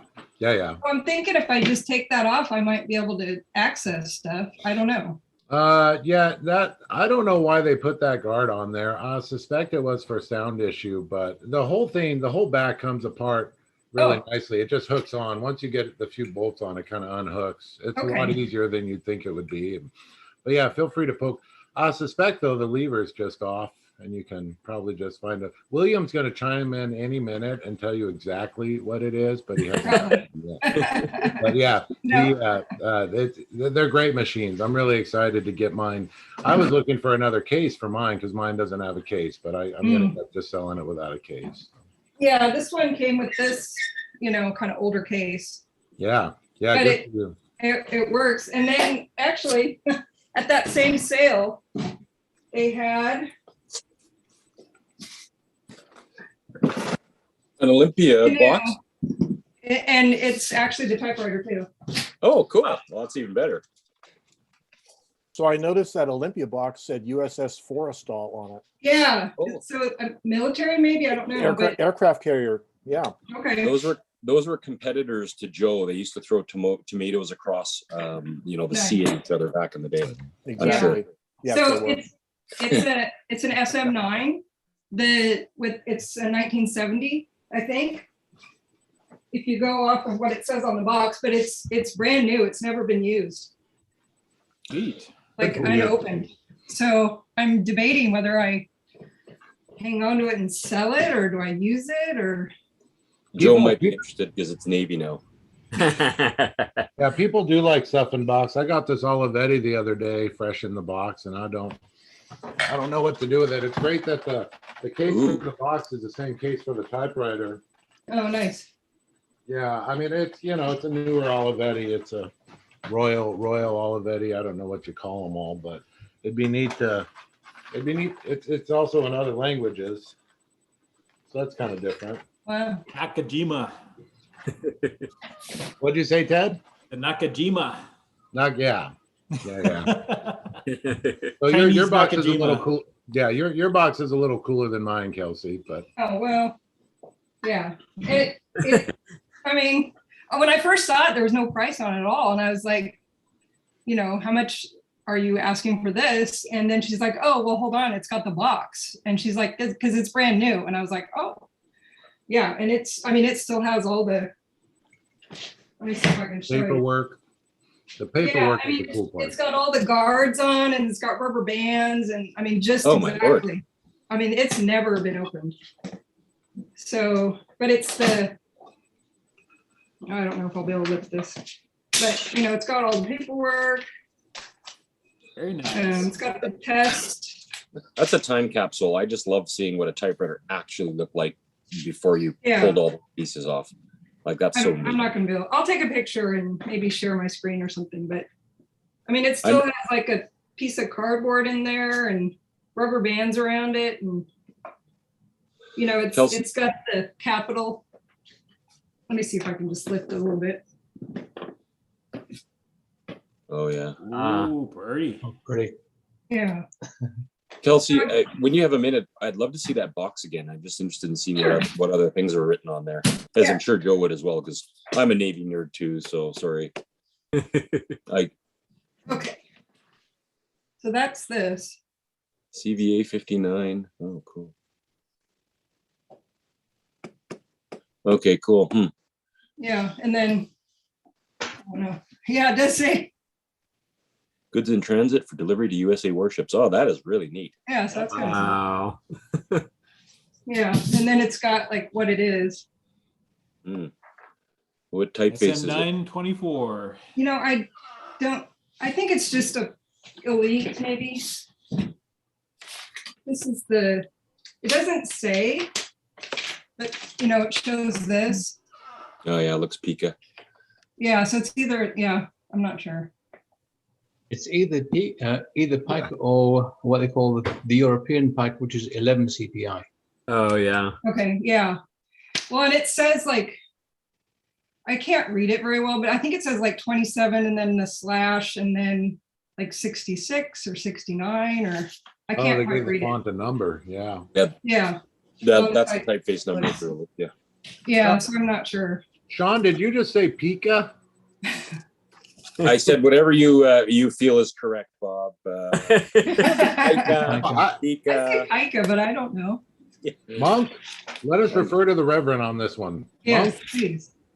I call it Pika because Okay. I think of Pica as the unit of measurement that's different than Pika. Pika is a basically a typeface size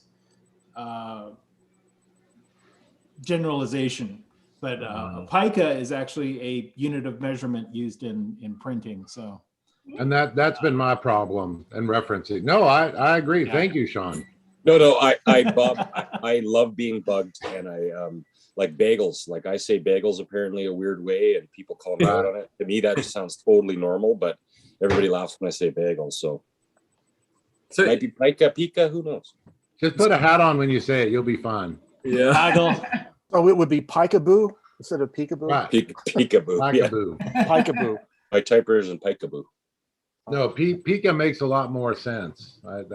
Yeah, that's really cool, Kelsey. Thank you for. I'm going to showing start that. calling it Elite, not Elite. I'm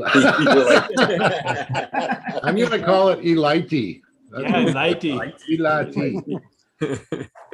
Oh, that's great. I'm really impressed that Joe's letting us all see behind the camera. That apparatus behind him is what he uses to bring us all the filming and whatnot. Yeah, that's the table, the table of nonsense.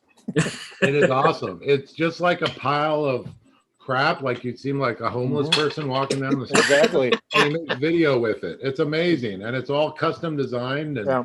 Well, if you guys know what a cage is for video, it's a little metal thing that you put your camera in, and it gives you additional attachment points for like microphones and lights or whatever. Well, I kind of did the same thing to my table over here. Is I built the table, but this wooden frame holds my lights, and I have just like egg crate kind of sound insulation, and it's just a nice convenient place to attach microphones and lights and everything. So that's This is very much the man behind the curtain at Yes. Emerald City. It's very exciting. Well, where my computer So- is on my desk, it's sort of, that's the backdrop, you know. Yeah. Yeah. Yeah. Yeah, I So- think it's really cool. Thank you for showing us. Do that, I Joe. see a 3D printer running behind you there, Joe? No, there's actually, no, I don't have a 3D printer here. You know, my friend Okay. Ethan keeps wanting What's to. moving then behind you? Probably nothing, because it's, well, I have a fan blowing on the other side and it's probably blowing something. I don't know. Okay. Yeah. Okay. But no, Yeah, there's fair no enough. 3D printer. My friend Ethan keeps wanting me to get into 3D printers, but I feel there's no reason to, as long as Ethan is my friend. Yeah. Because why should I get into 3D printers? He has a whole shop full of them. So That's a Yeah. mercenary attitude right there. there you go. Oh, that's funny. A friendship of convenience. Yeah. Anyways. Eric Tidd, how are you? I'm doing great. Excellent. Been busy. Yeah. Picked up a few machines. Nice. We had once a year in January, we usually have a typewriter get together at an old train museum, which is really fun. Ooh. And then I got a text on a Thursday saying, hey, we're doing one on Saturday. So this was about a month ago. And so I learned over the past few years, get there early, because every time I show up on time, everything's been bought. So picked up a couple things there. This is now my favorite typewriter to type on. It's a Olympia Splendid 66. Oh, I love those. And it is just, for its size, it's such a nice machine to type on. Yeah. And then I got this Olivetti, because I love the Olivettis. Got this MP1. Let's see. There you go. Birdie. And Wow. it's in great shape. It's got an Italian keyboard. QZERTY,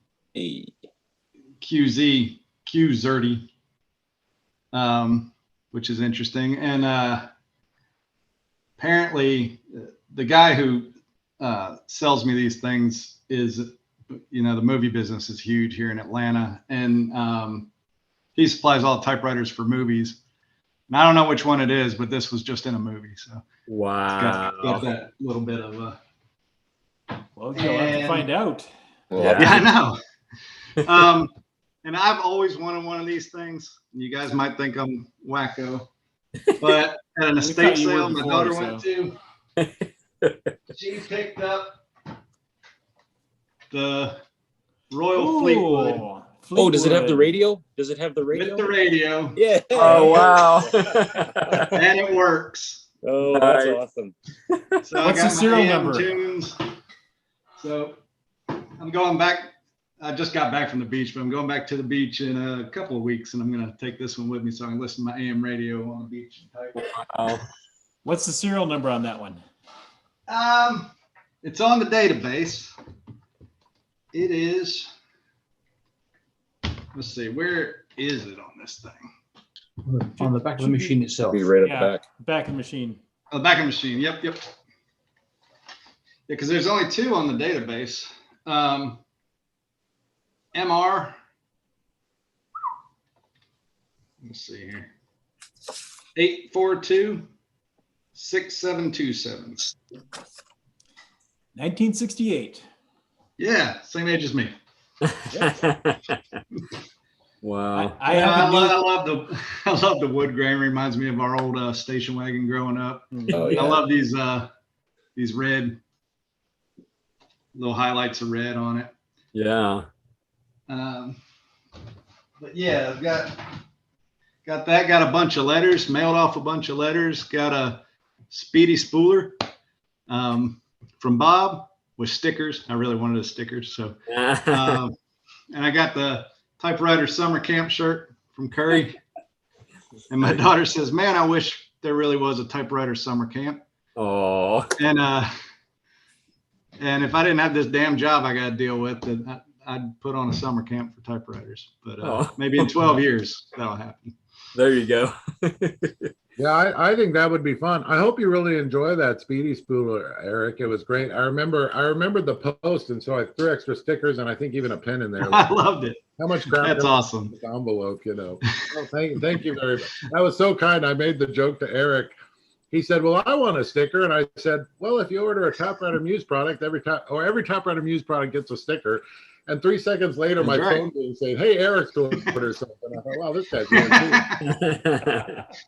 This is a way to do it. But no, I'm a big fan of the speedy spooler. I know Joe mentioned it on one of his videos maybe 2 weeks ago, and I sold a few off that, you know. And I reckon it's all advertising at that point. I mean, how do you remind people that this product exists? I've got a few other products I'm excited to come out with soon as well. So we'll see how it all goes. You know, it's all a good fun.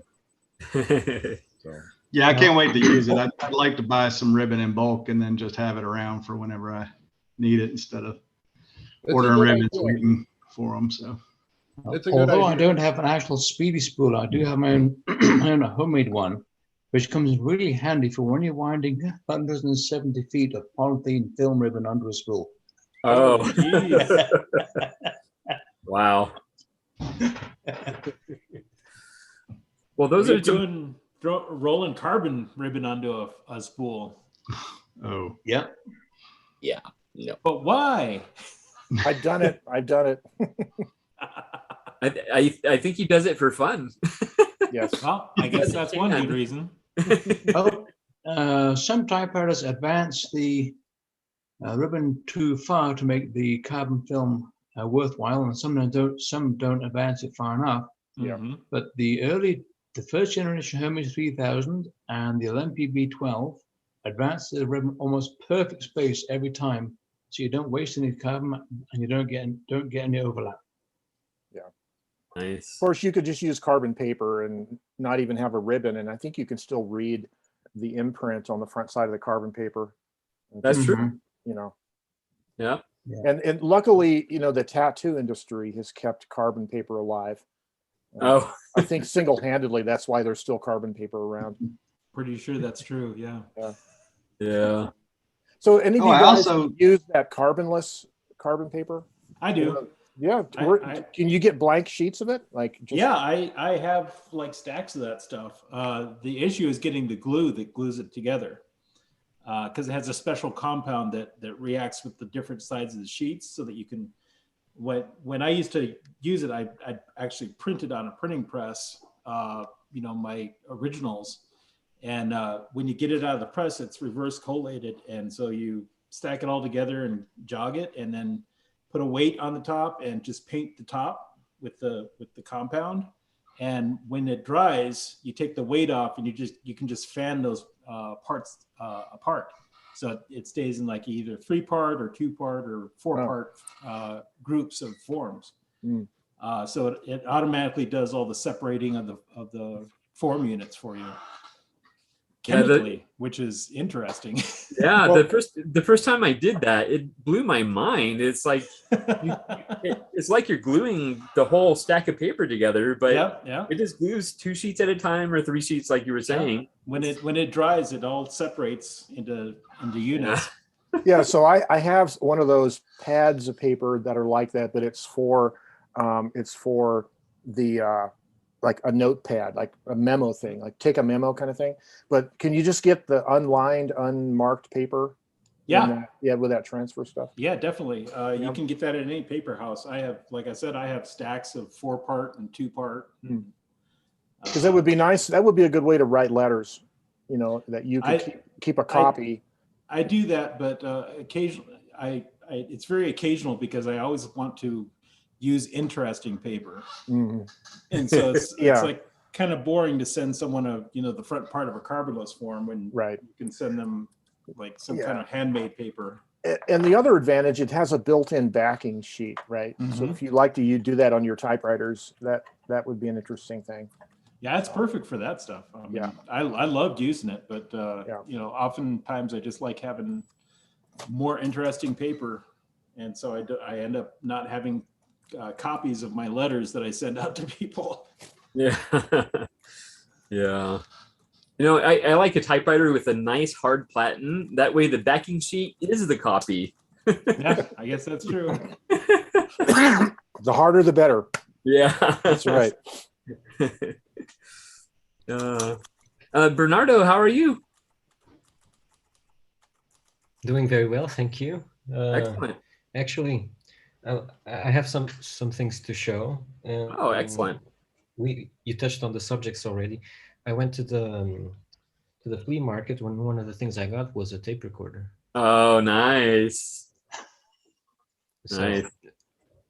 yeah, a while ago I saw Joe's videos, the tape project, and then I kept an eye for them, and I got my first one. Been experimenting, interesting stuff. Also, I'm from the same guy. I got some new old stock ribbon. Ooh. Oh, cool. Boars. The factory that made these is still, well, the walls are still there, but nothing else pretty much. I love the design of those covers. Right? Yeah. That's excellent. Yeah, these are nylon, Mm-hmm. but this one is blue and red cotton. Mm-hmm. Oh. Very nice. And one of the things I wanted to ask was the ink is a little faint, so I wanted to ask you that WD-40 trick. How does it apply to this, or is it something else? Yes, absolutely. What I do is I take a little box, like a little cardboard box, and I unspool the ribbon into it kind of loosely, so it's kind of loosely piled around, and then lightly spray it with WD-40. Not so much that you get like puddles or anything, but just enough to cover the ribbon and soak into the ribbon. And then you re-spool the ribbon up and let it sit for a couple days, and then you can actually use it, and it's just like it's brand new. Oh, okay, I'll try that. Especially with a ribbon that hasn't been used, it's just dry. You still have the pigment in it, so you can activate that pigment with the WD-40. It's really easy to do. Yeah, these were still in a little yellowed plastic, but still in the plastic. Yeah, so they still have their pigment. You'll be able to activate that real easy. All right, I'll try that. Yeah, and I think that's the trick. Lots of just a light layer. Yeah, a deeper light layer. Monk has a really good thing on his website about it. It has all the pictures. Oh, I think he did a blue ribbon or something, if I remember. Yeah, that ribbon is still good 6 years later. So nice. Oh, really? I did it once, and 6 years ago. Let me pull up a URL for that. I think you sent me a letter typed on that. I got it somewhere. Oh, I might. Really neat. I can even show you the. Yeah. Yeah, this is the blue one. Can you tell? Is that blue red? It looks black red. Yeah, it is blue red. It's I'm sorry. blue. I don't know if I can. Okay. Nah, this doesn't help. Yeah. It is blue red. All the others were black red, and they were. Well, I can show you. I haven't opened this. These are the tiny spools. Wow. Oh, for Remingtons or Smith. They say Seiko or Canon. Calculator spools. Yeah, calculator spools. Yeah. Did they have posts on the bottom? Interestingly enough, they use the box says it's for typewriters, but I guess they used to sell just one of the big spools in these and use the same boxes for the calculators. But the blue one was this spool, the big one. All the others I have found. Oh, I have another one here from another company, a less interesting design, but Orga Technica. I wonder if that's related to the Orga factory in Germany. I don't. Well, it has a Lisbon address on it. Oh, interesting. I posted a link in the chat. Oh, check it out. Click on and tells you the whole process for renewing the ribbons. Okay. WD-40. Thanks. And there's a link on that post to to the post where I made 5 years later, where I was like still using the same ribbon. What I have used before now is a mixture of about a 10-to-1 or 20-to-1 acetone and medicinal grade castor oil for rehydrating the old ribbons. I did an Ames Gold Crest ribbon in brown that I found on eBay. I did that about 5 years ago, and it's still typed just as dark as anything. Yeah, once you get the kind of oily, once you reactivate that pigment with some kind of oil, some kind of penetrating oil, it'll stay good for years after that. Wow, that's good to know. Yeah. I remember vaguely you talking about it before, so I tried it. I saw that it was faint, and I thought of asking you again about it. Didn't know you had a blog post about it. Oh yeah, that's once I found that out, I was like, hey, I got to tell everybody about this. Yeah. There's a lot of dry ribbons out there. Yeah, and I've actually tried just dripping it on as I run the ribbon. That doesn't work very well. No, you got to lay it all out and just give it a light spray. That works a lot. Yeah, I tried spraying it onto the spool with it still spooled up, and it worked, but it was very, very uneven. Yeah. I was like, this is not the way to do this. I saw that, it would work. It revived the ribbon, but that's not the way to do it. So I like Ted's idea of unspooling it lightly in the box. Yeah. Yeah, you want to use the not the Canon sprayer, but the actual like mist sprayer. Yeah. And just do a light misting of the whole ribbon, and you'll get a lot better results. Yeah. I think that's right. I'm gonna get going. I'm gonna see you guys. Yeah, I'm taking Robert up to the March Air Base Museum. We're going to go look at helicopters. Oh, cool. I'll tell you what, though, Gregory, I'm going to get some information. I've gone to events up there. I think that'd be fun. You were talking about doing a type-in here in the near future. I'm going to see what it takes to. Wouldn't that be fun to do a type-in at March Airfield Museum?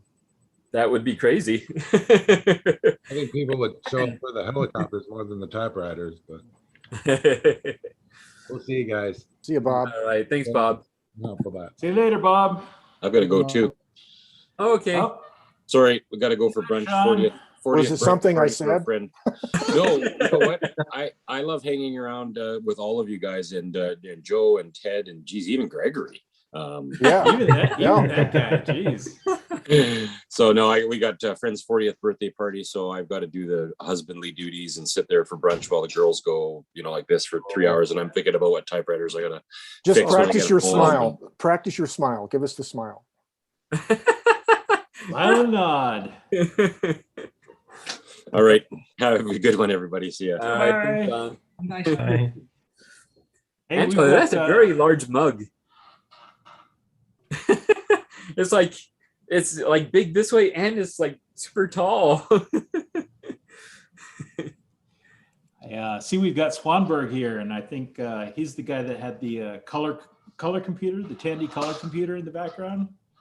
Oh, You have a good memory. Well, I fixated on that, and I was like, "What's that thing on top of it?"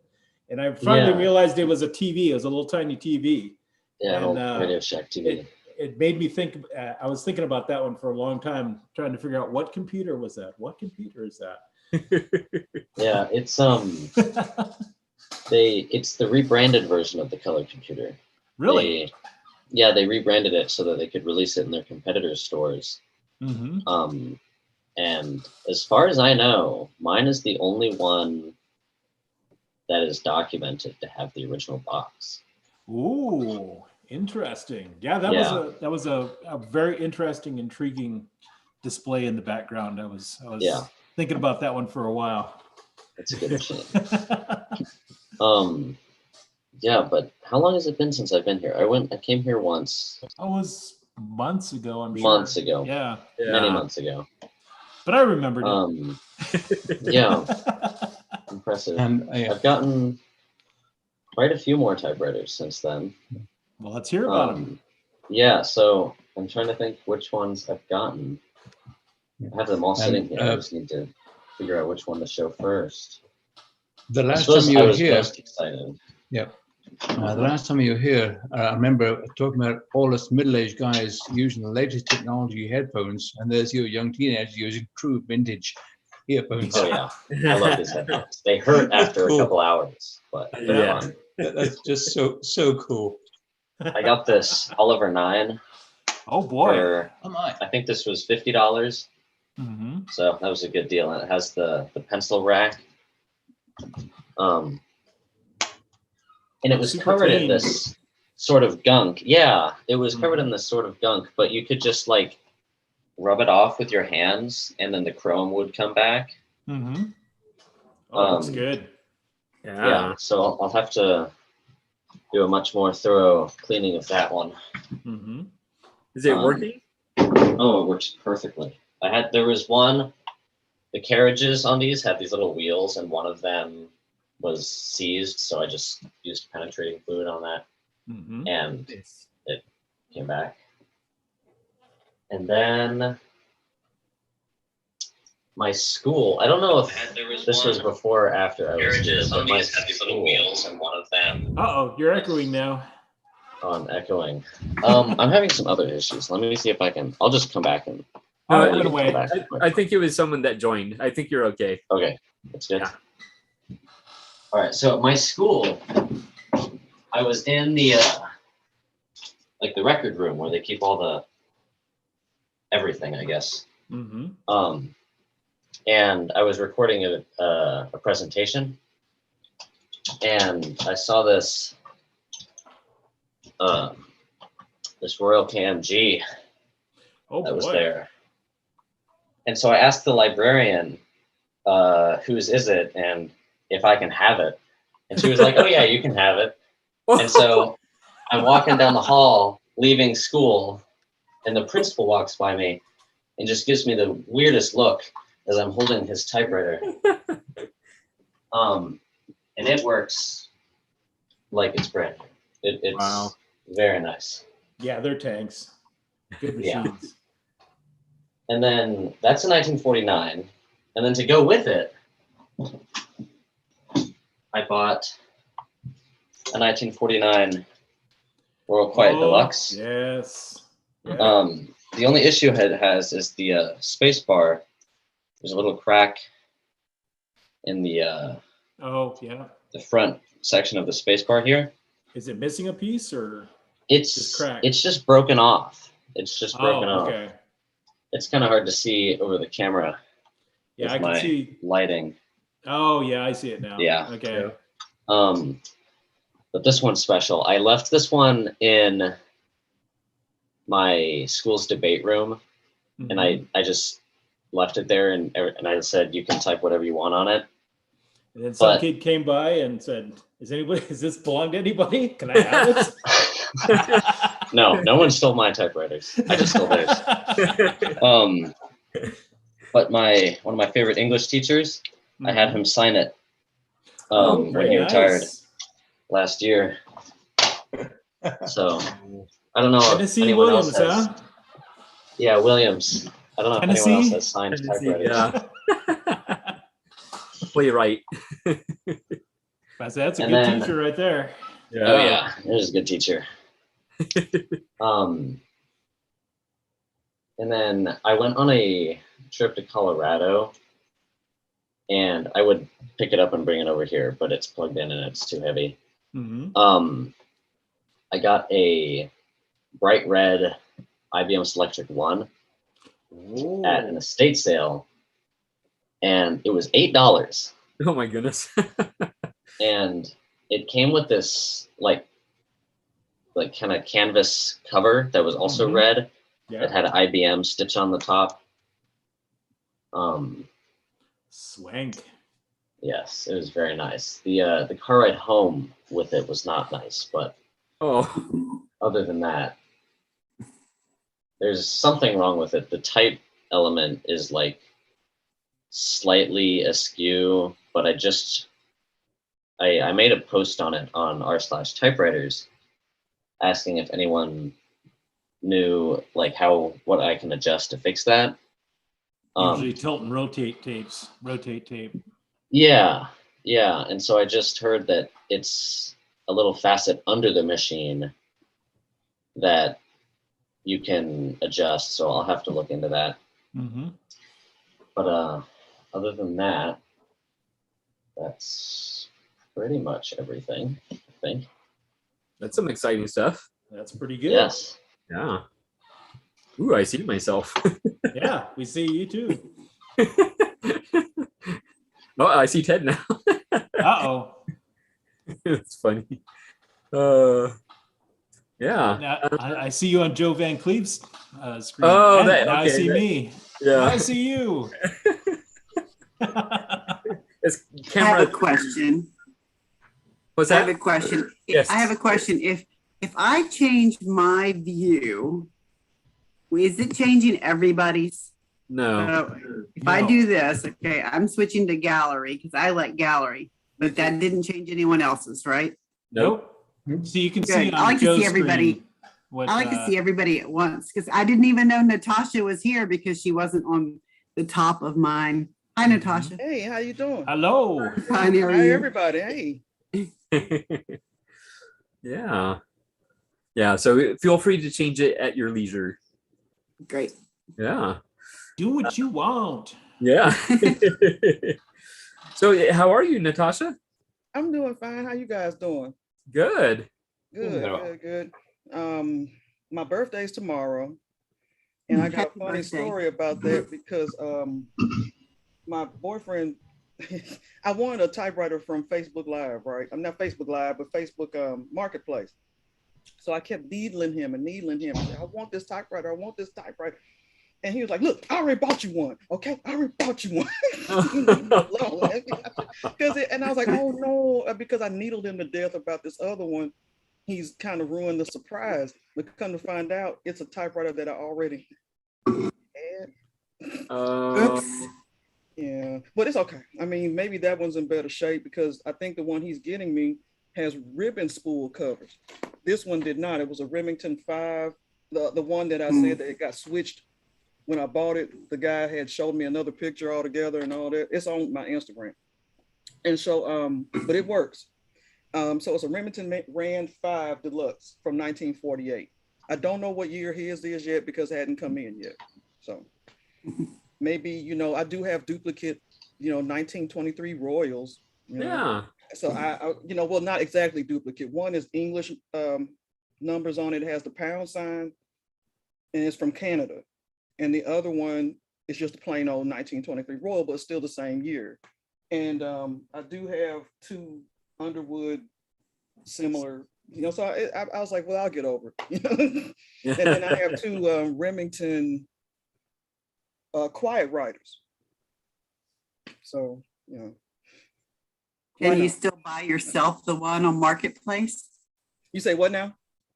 Can you still buy yourself the one on Marketplace? He won't. I can't get him to do it. Can't, No, but can you buy it? Okay, no, not right now. I have to wait till the 3rd. So yeah. Too bad. I quit work and so I could homeschool my daughter. I homeschool her starting tomorrow on my birthday. And then right, I told them they just threw a stick of dynamite on my birthday, right? So I got to celebrate my birthday at some point today. And I start homeschooling her tomorrow because I wasn't gonna send her to school, you know, for the obvious reason. So yeah. I'm doing that too, but my son is 16, so he's pretty independent. So it shouldn't be See, he's not too gonna much go work there. for me. I just need to make sure he gets the work done. Yeah. Yes, yeah. Because mine is 10. She'll be 11 in a week. So I don't trust the elementary school kids doing what they need to do. So Yeah. Yep. Excellent. All right. Brian, how are you? Prompt. I don't know if you started that yet. I'm sorry. I mean. Oh no, it's okay. We'll get to the prompts in a little bit. Oh yeah. Thank you. How are you, Brian? I'm fine. Yeah, nothing really going on here. Same old, same old. Yeah. Is Koa doing better? Not really. He was better, and then he looks worse, like yesterday. So I'll keep an eye on him. Just have to keep him from running around and jumping on stuff. Yeah. Yeah. I'm sure that's hard to do. I got I actually did get a new machine yesterday. Oh, cool. We grab it.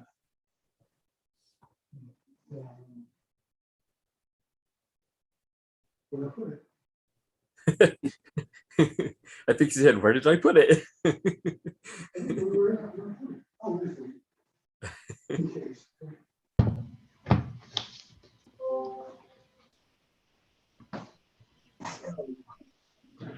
The case with all broken zipper teeth. Ah, Yeah. it's all Mister? that's okay.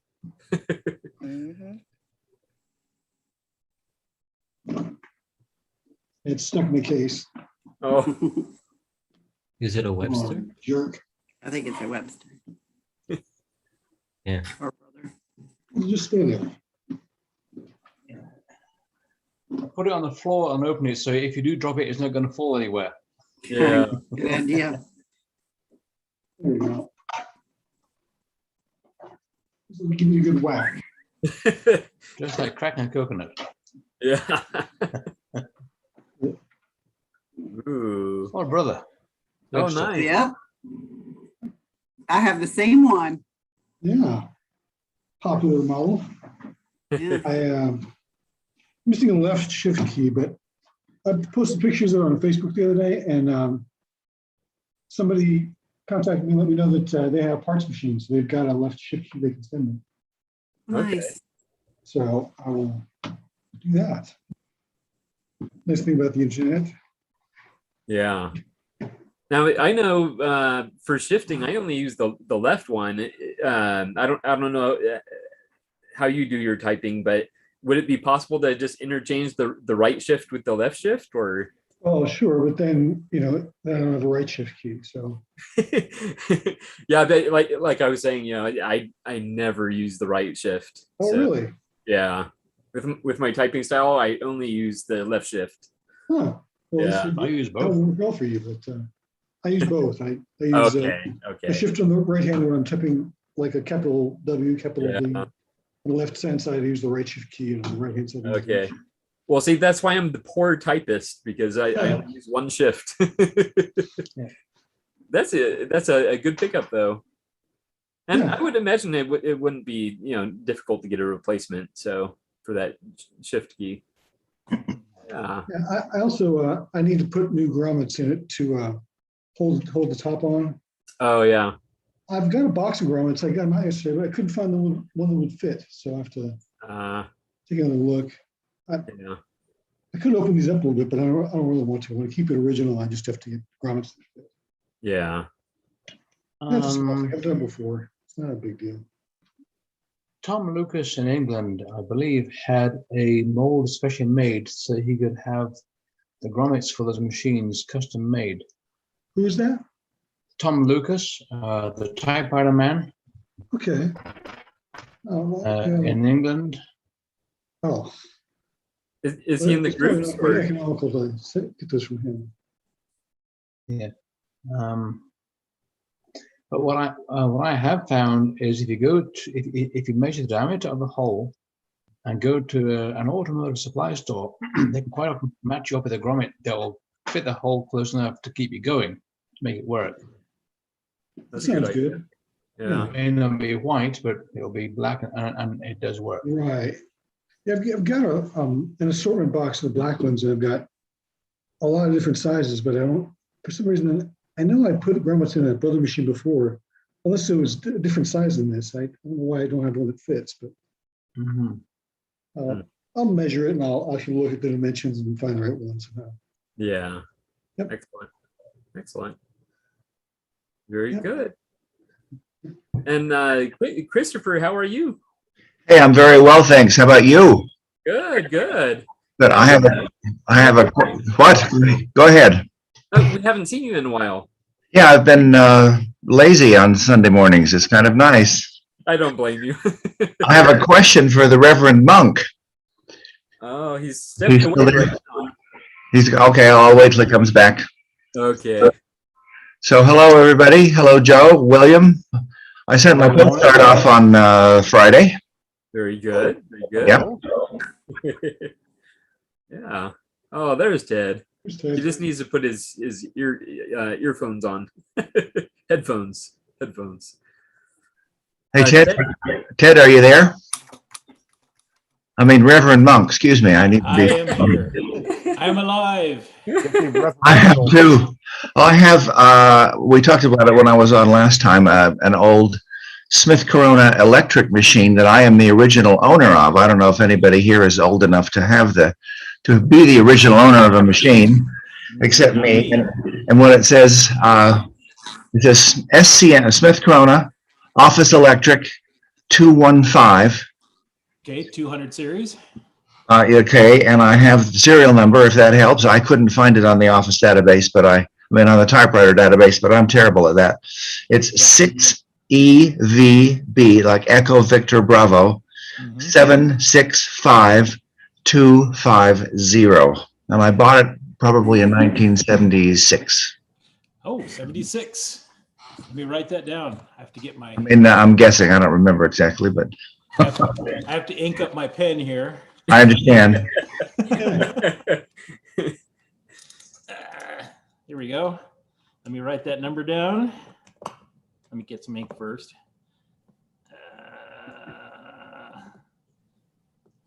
I am the perfect. Did somebody say they were old enough to be the original owner of a typewriter? No, I said no. I thought. Okay, that's 6EV. 6EVB. Bravo. Echo Victor Bravo. Okay. And then 765250.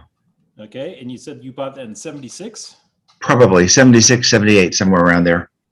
6 to 78. Okay, well, that's a data point. The problem with those Smith Corona numbers is they came up with a different series for every single model. Yeah. And some of them we don't have series listings for. And Understood. we have to basically piece it together with sales receipts. I'm sure Is John in today? It's called an Office Electric 215. Mm-hmm. All right. Okay. Is there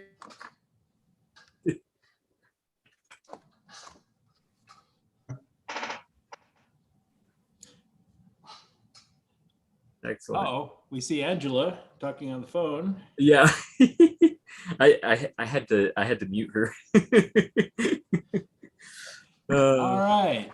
yeah. Okay, well, that's a data point. We'll hold on to that and see if we can find more.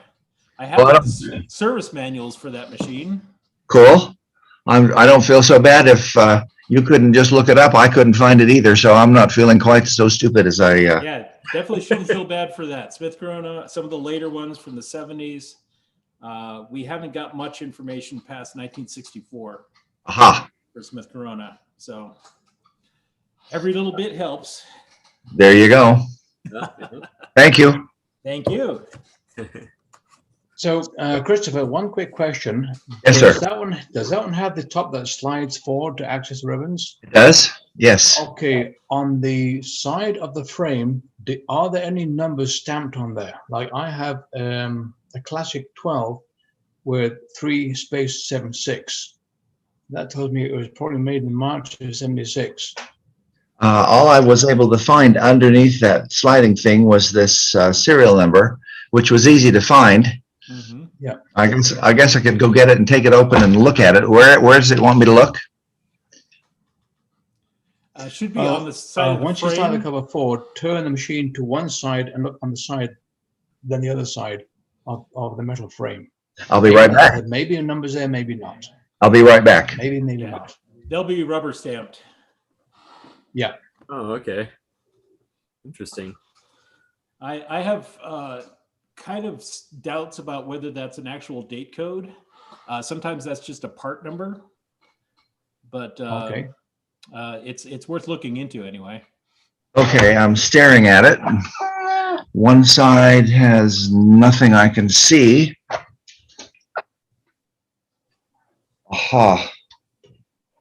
And the other side has the serial numbers that I just read. And that's, printed, stamped in there. Mm-hmm. Yeah. So unless I'm looking in the wrong place, no. Yeah. Okay. The number he's talking about would be like a blue or black rubber stamp. Whoa. On the frame itself. Right.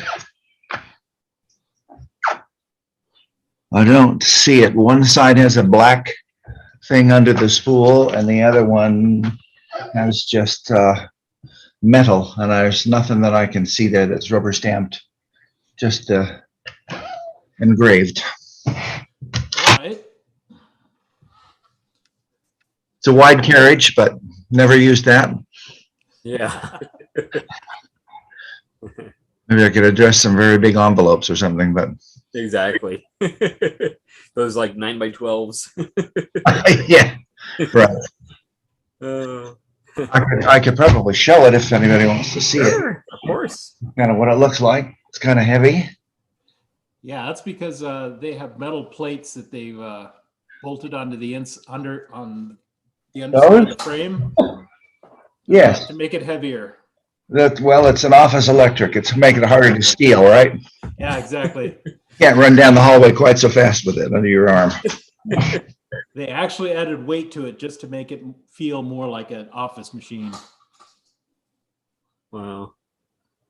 I think we lost his picture. Well, I see Greg. Interesting. Yeah, I think we may have lost him. May have lost him. Yeah. I know Dan earlier. Oh, he's back. Are you there, Chris? Yes, I'm here. Oh, okay. We lost you there for a moment. Yeah, my screen froze for a minute. So okay. Anyway, I was just saying I fired it up a few minutes ago. Types wonderfully well, and after fighting with all these manuals, it seems like wow, this is easy typing. Yeah, exactly. Yeah. So I guess there's one way I'm unique in this club. I'm the original owner of a machine. If it's a vintage machine, what does that make me? Well, a vintner. It makes you vintage. There you go. It was a good year, right? Yep. Yeah. Excellent. Yeah, and thanks for sharing the Typewriter. Yeah, well, thanks for being here as a support group. It's kind of fun. Also, my platen for my Smith Corona Super came yesterday. The guy at the shop said, "Would you order this? Because I'm not sure we're going to be open." And I'd hate to come back here to the close. So it came yesterday. I took it into him, and he'll put it back together, and I'll have my dream machine going. Excellent. Excellent. Very good. Uh-oh, Dan's missing a key. Oh, no, yeah. Sorry, this is the malfunctioning I was mentioned earlier, because I have this lovely Hermes and the type arms seem to jam. Just check. So as you can see, the N key, and I press it down, it's stuck, and I pop it back out. Here we go again, like that, and I have the L, and some of these type arms seem to stuck forever. Now, obviously, when I'm demoing for you, it's working like a dream. But here we go. Then again, and we got some. So I got some problem with the jams, and I don't really know if I should bend the type arms or just grease it up. Or I just wondered if you had got any advice to give on this, because I love this machine. Here's what I'm seeing. When you hit that N key, it go now. Does it go and stick inside the guide, or does it stick in the guide and then bounce back a little and stick that way? No, it sticks, but it kind of leans to this side. Yeah, that makes me think it's a linkage. There's a linkage underneath that's jamming against something. Okay. It's not jamming in the type guide itself. It's jamming somewhere underneath. Okay. So I would take the covers off of it and pull it out and see if you can see, like maybe because those things have really tight clearance between the bottom plate and the linkages for the type bars. See if there's something stuck under there. Okay. If there's something jamming that particular linkage. It'll be Okay. underneath. It won't be anything. You don't need to bend the type bar. Okay, nice, because I had this I key that's kind of not so much stuck, well, it kind of delays, but you can see it here. Yeah, that all looks like there's something underneath that's interfering with the type Yeah. linkages. So it's just, but okay, thank you for the advice. I check, so I just put the covers up and I check Yeah. on the, yes. Yeah, Okay. take the machine outside of the covers and see if there's anything on that. There's a pad like on the bottom plate. Okay. That you might have some fuzzies that are like you might see at a wear spot where it's where the linkages are wearing the soundproofing underneath. And there may be something jamming up in there, or you might have a bug in there, or like a paper clip or something.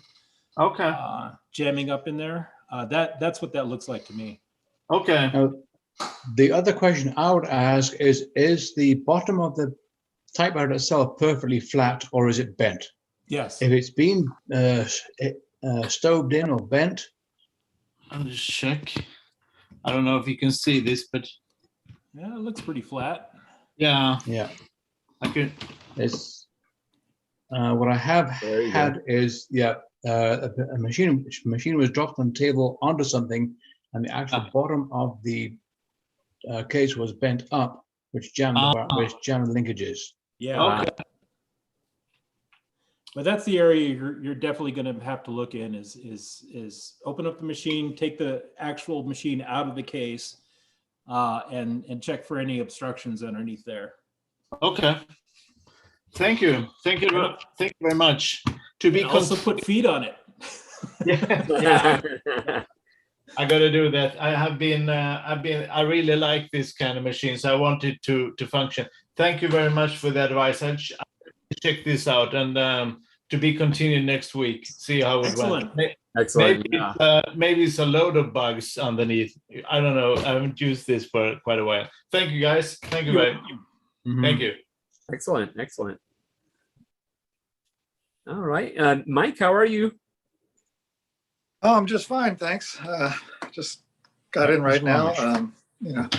Had archery this morning and made lunch, so just joining you. So nice, nice. I didn't even check you out earlier, so I don't know what's going on. But yeah, well, we finally got you on the typewriter database.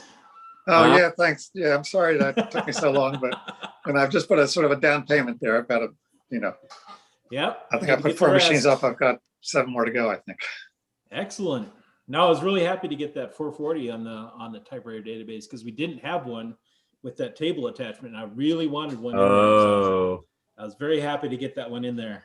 Well, I'm glad I could, and I'm glad you said something before because I would never have thought that was special. I just thought, oh, what is all this stuff that they threw in with the typewriter? Why is this here? Should I just throw it away or whatever?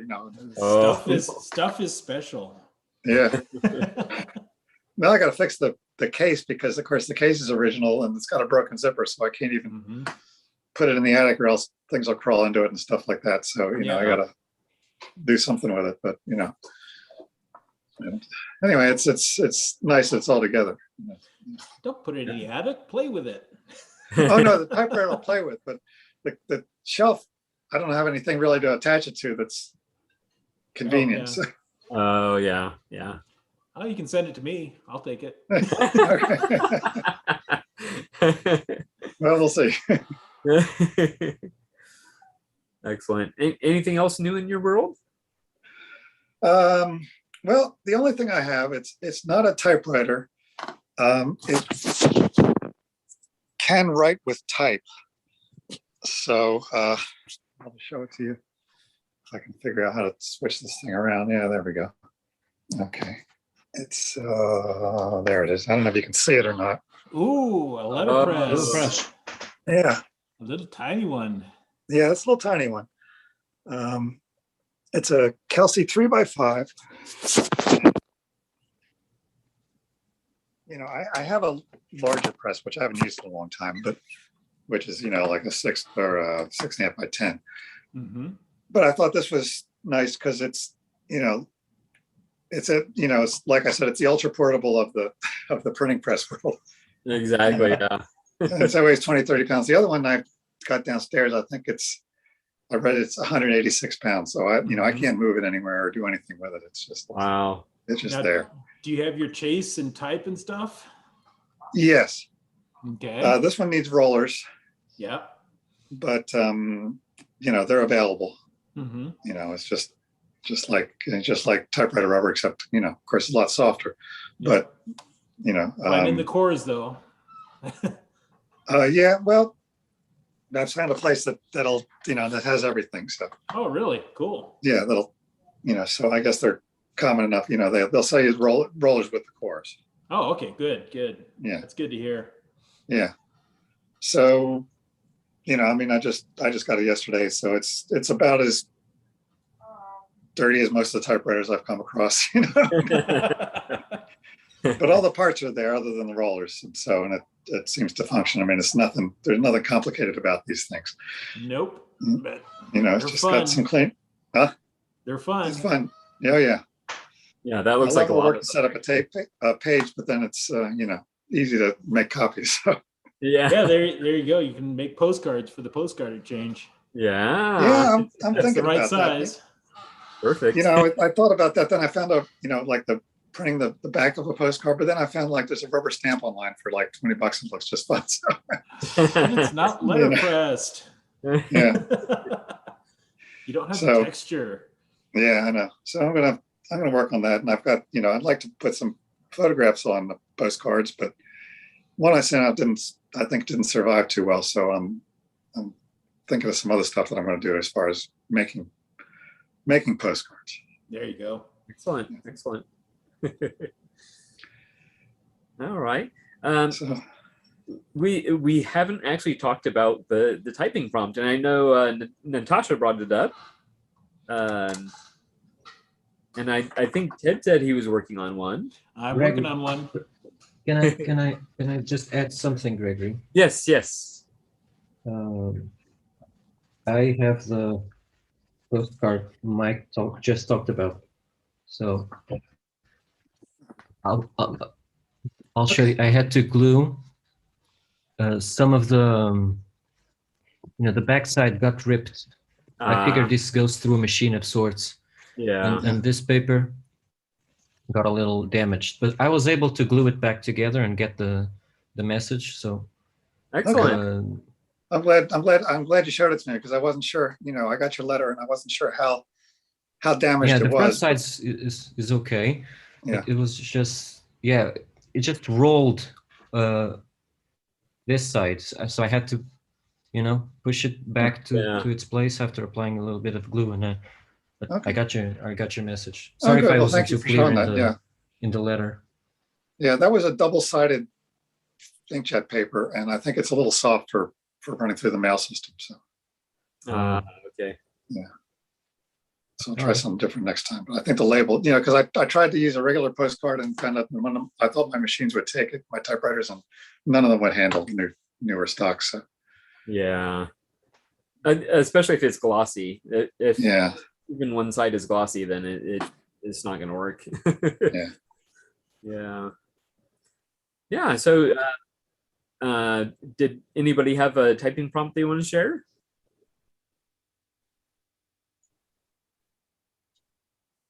Otherwise, I have mine. Read yours first, and then okay, I'll do mine I'll first. see if I can finish mine. Okay, cool.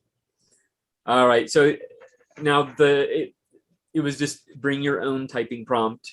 Basically, just kind of asking, what we've been typing this week. And this was a blog post I made on August 16, 2021 at 9:10 p.m. Written on my Smith Corona Skywriter from 1953. Out with the Royal 440, in with the Skywriter, serviced by Bob Marshall at Typewriter Muse. This little guy was won on Shop Goodwill maybe as much as a year ago. I was relieved to have won him for about $40 with shipping. That took out the sting of him not being a functioning typer. I quickly decided what needed to be done was well beyond my skills or desire, so I handed him over to Bob, and now here he is, front and center on my desk. The typer, not Bob. And how did he fit on my desk? Well, it was time for the Royal 440 to go. It is a good typer, but it makes you want to type with your eyes closed. One of the blandest typers you'd ever set your eyes upon, and an absolute beast, taking up a lot of real estate. So I donated him to Bob, who will put him in the hands of someone eager to do some serious typing. Of course, this is not to mention the Royal FP that will likely find its way onto my desk soon. Another beast, but much easier on the eyes. That one may need a visit to Typewriter Muse first, though. But for now, I'm going to enjoy my Skywriter.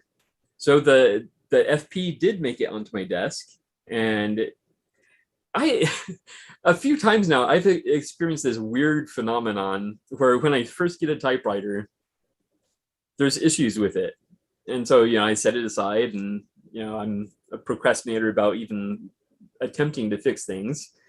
And then when I bring them out and type with them again, there's like no issues. I'm like, all right, there must be like elves in this house or something, because it's just, I've experienced it at least 3 times, and the FP was one of them. It just has a very minor thing of once in a while. I think Ted informed me that it's called overbanking, where when you do the carriage return, it goes beyond the left margin. But it just does that just once in a while. So I consider it a nicely working machine. I probably still will get in there and fix it, but yeah. Very, very strange phenomenon though, but I'm not. That's the one that punches through 5 backing sheets, right? No, that was the FPE wide, which was one I gave to Bob a while back. That one, yeah, it just punches through. I mean, you could put any number of backing sheets, and it's going to punch through every single one. Oh yeah, so I think that was the one. Now I'm wondering. See, that's what happens when you have 45 typewriters. Or 46, 47 by now, maybe. Yeah. But I do notice that strange phenomenon where they just magically fix themselves. Yeah. So that was just my blog post from August 16, 2021. And the Skywriter, by the way, it's wonderful, absolutely wonderful. So I'm very pleased that that's working now. Yeah. So Natasha, did you have one? Yes, but about typewriters fixing themselves. Can y'all hear me okay? Yeah. Because I was muted by mistake. But about typewriters fixing themselves is my 1923. And we were working on it because that was the one we had to bang the keys onto. We put new key covers on and all that stuff. Well, he did, and switched the platens out. Well, the inside was still messed up. That was affecting. It was like this little hook that goes. Well, it was this little hook we kept trying to get to stay to hold the carriage down whenever you're done with carriage lock. You understand what I'm saying? With carriage, doing the capitalization shift key. Well, there's a hook that locks the carriage down after you're done. When you go, and it doesn't come back. And it had play where I think somebody might have picked it up by the carriage at one point, but it's still tight. So I worked on it for hours and hours and hours trying to get that little hook to stay, and found out it was just worn. There's nothing I can do besides switch the hook out with a donor machine. I go out there, take the hook off the donor machine, and I come back and I have Paul come with me, and Paul said, "It's hooked. What are you doing? It's already fixed." I was like, "I didn't do it." I didn't do it. I swear. It was hooked onto that and it has stayed. Like, I didn't do it. Wow. I left. It was not like that. And I turned to my picture of Roger Moore because he was over there, right? I'm crazy. I turned, "Roger, did you do this?" Because I don't know. I don't have no other explanation. But anyway, the machine was scared you were going to throw it away. Yeah. So maybe so, because I was going to put her. Actually, I was preparing, if that didn't work, to put her back in the garage, because that's where my non-workers go. They just kind of sit in the garage and wait now. She didn't want to go in the garage. Baby didn't want to go in the garage. It didn't. It's hot out there. And she's too pretty for that. Sounds like the typewriter and the elves. That's the way I feel about my dishwasher. I put dishes in it and somebody comes and washes them overnight. Yeah. So yeah, that was that. But now let me also tell you the next postcard thing, I'm gonna be ready for it. I got some vintage postcards, like French ones. Ooh. And so when he mentioned just now about how they're hard to get through, I tried it through my Underwood just now. It went through in order to type on it, but yeah, I can see I'm gonna have a little bit of an issue with the actual. So I have to kind of push it in. See when get it backwards. I'm sorry. Because see, it's scenes of France. So I can't wait to send these off. Nice. And they're actually old, like old. I don't know if you can. Decollage, yeah. Yeah. Yeah. So, yeah, so I put them in here and cover it. I don't know if you can see what I'm doing. A little bit. And just type it like that, I guess. I just can't see it too well, but it'll work, I hope. But that's what I got for you guys. So next time I'm ready. And I made my own stationery. That's something else I'm working on. Nice. And I've already sent it to a couple of people. Ooh. Ooh. Very Like- nice. That's a big postcard. Yeah. Yeah. 8x11, and then I got Snoopy's stationery too. And you see him up there with his typewriter somewhere. Oh, right here. Yeah. Yeah. So Excellent. I'm sorry I didn't get to mention that. But as far as the typing prompt, it's like bring your own typing prompt, right? Yeah. I'm talking about what you're doing. So this week I finally got onto my the Privileg 270S. And I've been waiting for that thing to come in so that I could type up Adrian, which is one of my characters in my marriage counseling story that I'm doing, right? So I finally typed up his counseling intake form. And it's a cursive machine. So what I'm doing is typing it so that you can, it'll look like he's filling it out by hand. Yeah, yeah. So that's what I wanted to do. Lucinda's was already typed up by my other machine, which is the Royal Safari. So that was one project I was working on right there, just to fill out their little form so it can have some more authenticity to what they're doing. Very cool. And of course, I'm still sending up stories to One Type page, and I'm writing, well, one story, and I'm writing Kensington Island still. Is that you too? I didn't know that was you. That was me, yes. Yeah. I'm looking forward to those. I need to finish it. I've been kind of uninspired lately, and I don't know why. Well, it just happened. So that was the last page that you saw right there. Okay. So I am working on it. Cool. Excellent. I kind of just dropped everybody off. I'm sorry.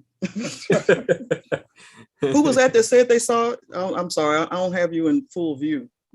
Me. Mike D. Oh, okay. Cool. Yeah, Hi, I'm Mike in Mike. Hey. Virginia. Yeah, I've seen you. You're on one. Yeah, I've seen you. I think on One Type page too. Yeah, I've seen you. Yep. I haven't done it in a while, but I got to do some soon. Yeah. Oh, and I want to straighten out one more thing. As far as the Remington typewriter that my boyfriend was giving me, I didn't get to finish that part though. What I really wanted, and I kept telling him before he sent off for this one, before the whole fiasco with the one on Marketplace, was a Remington 5, the shiny black one. That was the Remington. And when I saw the one that he actually got me, I was like, oh, okay. Because I already had one. So like I said, yeah, I really, really would like a Remington 5. Yeah. Because I've really been looking at them and I'm like, yeah, I'm going to get that. I'm going to get that. So I'll be waiting until about next month to get that. Okay. Excellent. Oh, and the typewriters I used, I'm sorry. I think your thing said what typewriters you're using. For the different stories, I used the Underwood 3 from 1927. The Royal 1923 Royal that has the Canadian symbol on it and stuff like that. My 1920 Royal 10, all these are Royal 10s. Of course, the Royal Safari, the Smith Corona Sterling, and a 1941 Underwood and a 1952 Underwood. Nice. So I've tried to rotate them out for my store. And my pen pals. So that's what I do. Yeah, excellent. Well, thank you for sharing. Excellent. Anyone else? Ted Okay. Go for it, Ted. All right. I spent this past week working on this Empire Aristocrat, which is a Hermes baby clone. And I bought it in 2010 in my first foray of looking for a Hermes rocket. I went with the cheap option. And when I got it, it was just in terrible shape and I hated it. And I didn't use it for 10 years. And finally, this week, I got around to like pulling it all apart, fixing it, and putting new felt in and repainting it and customizing it to my liking. And I've been really loving it lately. So I made a little typecast about that. Excellent. And, here it is. Bring my own typing prompt. I can do that. Good reason to show off my new Monster Scouts field typewriter. Why am I typing on it? Because it's fun and I'm proud of it. It looks great and smells fresh and actually kind of new with all the new paint and felt. It's my new favorite machine this week. This Aristocrat was one of my early eBay purchases in 2010 to satisfy my desire for a Hermes rocket. When I got it in the mail, I found it was filthy, mismatched brownish green and stinky machine. I kind of hated it for many years since, but did use it for my tripod mounted typewriter experiment, which is why it has a tripod mount on the bottom. Oh, cool. And let's see, I then ignored it for more years until I got a burr under my saddle to strip it down and paint it black. Once I did that, I kind of went a little crazy with the customization. With fresh forest green felt, that's hard to say, for soundproofing and fresh feet. I took the HD 264 feet for Hermes and attached it to this older version. I found out that you can do that with Chicago screws. So you don't have to use the little tiny grommets anymore for feet. And I used 4mm Chicago screws to attach the feet. And now that I know that, I see no reason to ever use the little through-hole grommets that I used to use for these older style rockets for the feet. So now I've made this machine finally one that I will use much more often than has been the case in the past 11 years. It has a mystique to it and a story, and a much better smell than was the case before. Some machines just do not click with me until I put my stamp on them in some way, and it finally makes it mine. This was one such machine. So I'm very proud of this machine right now. You should be. Excellent. Thank you, sir. Thank you. You're welcome. Is that World of Warcraft one quick question stationary? about the Empire Aristocrat. Yeah, go ahead, William. Sorry. Is it more accurate to say that it was a licensed copy of the baby, or it was a clone of the baby? It's a licensed copy because they actually sent tooling to England, and they made them in England. So it's Yes, a I know. licensed copy. Yeah. So I don't know if it's not really a clone because there are some differences, and the main difference I've seen is the ribbon lift is it doesn't have the scissor lift like the actual rockets do. It just has a single arm that comes up and down, and it is on the other side as opposed to what a rocket has. Yeah. Now, the interesting thing about the Empire Aristocrat is that my grandfather, my mom's dad, was actually the town clerk of West Bromwich. Ooh. Back in the 1940s, where those machines were made. Yep. I painted right over that label, the West Bromwich England label. Yeah. It was pretty ratty, but it was just a pretty messed up machine, well used. It sat in a garage for a long time and was filthy and stinky, and so I gave up on trying to save the labels and made my own label. Yeah. There you go. I Oh, like okay. that. I saw that on YouTube. Yeah. Okay, I thought that was official. It's official now. Yeah. A little rubber cement that'll put a label right on there. Excellent. I like that. Ooh, Joe's got Che Guevara. Oh yeah. Nice. Oh, it's not Che Guevara. It's some lady. Oh, okay. Guerrilla That's still Graphics is a cool. local graphics place, and yeah, they put out some cool stuff. The New Mexico Zia symbol, which is actually stolen from the Native Americans, but anyways. Oh, okay. Earlier on, we were talking about these little machines. Yes, microcassette. Yep. This one, my wife and I actually bought new back in 2000 when I first started my business, so I could dictate my service reports to the tape, then she could listen to them and type them up for me. So I've got one tape says Friday, one says it says Tuesday. We've got 6 tapes altogether because I didn't work on Sundays. If you hold it up in just the right way, it looks like the little spindles are your eyes. You can see your mouth talking underneath. Tell you what. When you were holding up the tape recorder itself without a tape in it, when you hold it up just above your nose, hold it down a little. Now There it looks you like go. your eyes. There you Yeah. Isn't there a name for that? There's a name for when you see the human face in inanimate objects. Something something. I don't know what it is. But I was just gonna call it tape face. tape face. Synesthesia. Yes. Okay. Yeah, because there's that. I don't know how or when it started, but a thing called book face, where you hold a book in front of your face and you arrange it so that it looks like you're part of the book cover, essentially. I once did that with a biography of Prince. So it was a close-up of his face, so I held it up to my face and I was like half Prince. So book face. Yeah. So you're the half-blood prince. Yeah. There we go. I guess you can unspotlight me now. Is What's that? pareidolia? Oh yes. Excuse me. Is pareidolia the word we were looking for? Where you Yes, see- pareidolia. Exactly. Oh, and William and Reverend Munn, I did find the rubber stamp looking inside this. Oh.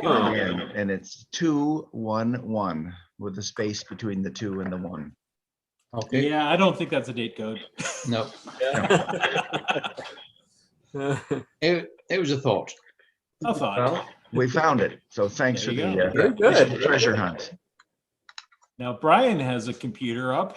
His Yeah. Epson. Oh. And it's got a microcassette. Yeah. Programs on. A Geneva. It's a PX8. And it uses one of these for storage of programs. Yeah. So it works like a disk drive. It indexes and jumps ahead and jumps backwards and rewind. It's all automatic. Just another cool use for those things. Yeah. See, you can send letters to other people who have an EX. And, Yeah. But they'd be encoded in like Yeah. is it Baudot code is what that It probably works. When you put something Your audio is cutting out a little bit. Yeah. when you start using the cassette, it'll run through the whole thing and index all the programs on there and then give you a directory. Mm-hmm. So you could send someone like another Geneva PX8. Wow. But I have to find them first, and I don't Yeah. All things. Yeah. Probably not too many people have those. No, I don't think so. Excellent. Yeah, thanks for showing that. Although I have in the past, when confronted with having old data cassettes, I will sample it onto like a regular computer. Oh yeah. And use an interpreter that sometimes they have like there's one for the TRS-80 Model 4 where it'll go through an audio file and translate that directly back into the text code that it speaks. Wow. And sometimes you can do that for other computers, even with I know, like I was able to decode some stuff for the Model 100 from using that old Model 4 decoding program. Yeah. If I had a standalone microcassette drive, I could do that. Mm-hmm. So you can sometimes rip that stuff off of the cassettes without having the actual computer. Yeah. Does it sound more like static, or does it have bleeps and bloops and? It's a modulated signal. It goes up and down. It sounds like screeching. Yeah, modulated acoustic coupler. If you know what a modulated acoustic coupler sounds like, it sounds like that. Okay. Very familiar with that sound because I used to run a bulletin board system for service. Yeah. Oh yeah, the BBS days. Yeah. Shaking everything. Yeah. So that was a fun time. Does anyone else have a typing prompt or want to share anything that you've been typing this week? You know, you don't have to read it, but maybe letters or shopping list or. I did see a documentary about typewriters, not the one you're thinking, but one that had all of a sudden Ted popped up on my TV. Yeah, the 10 years ago version. Yeah, I really loved that one. Dare I say I liked it a little bit better than California Typewriter. Oh, Typewriter in the 21st century. Oh, okay. Okay.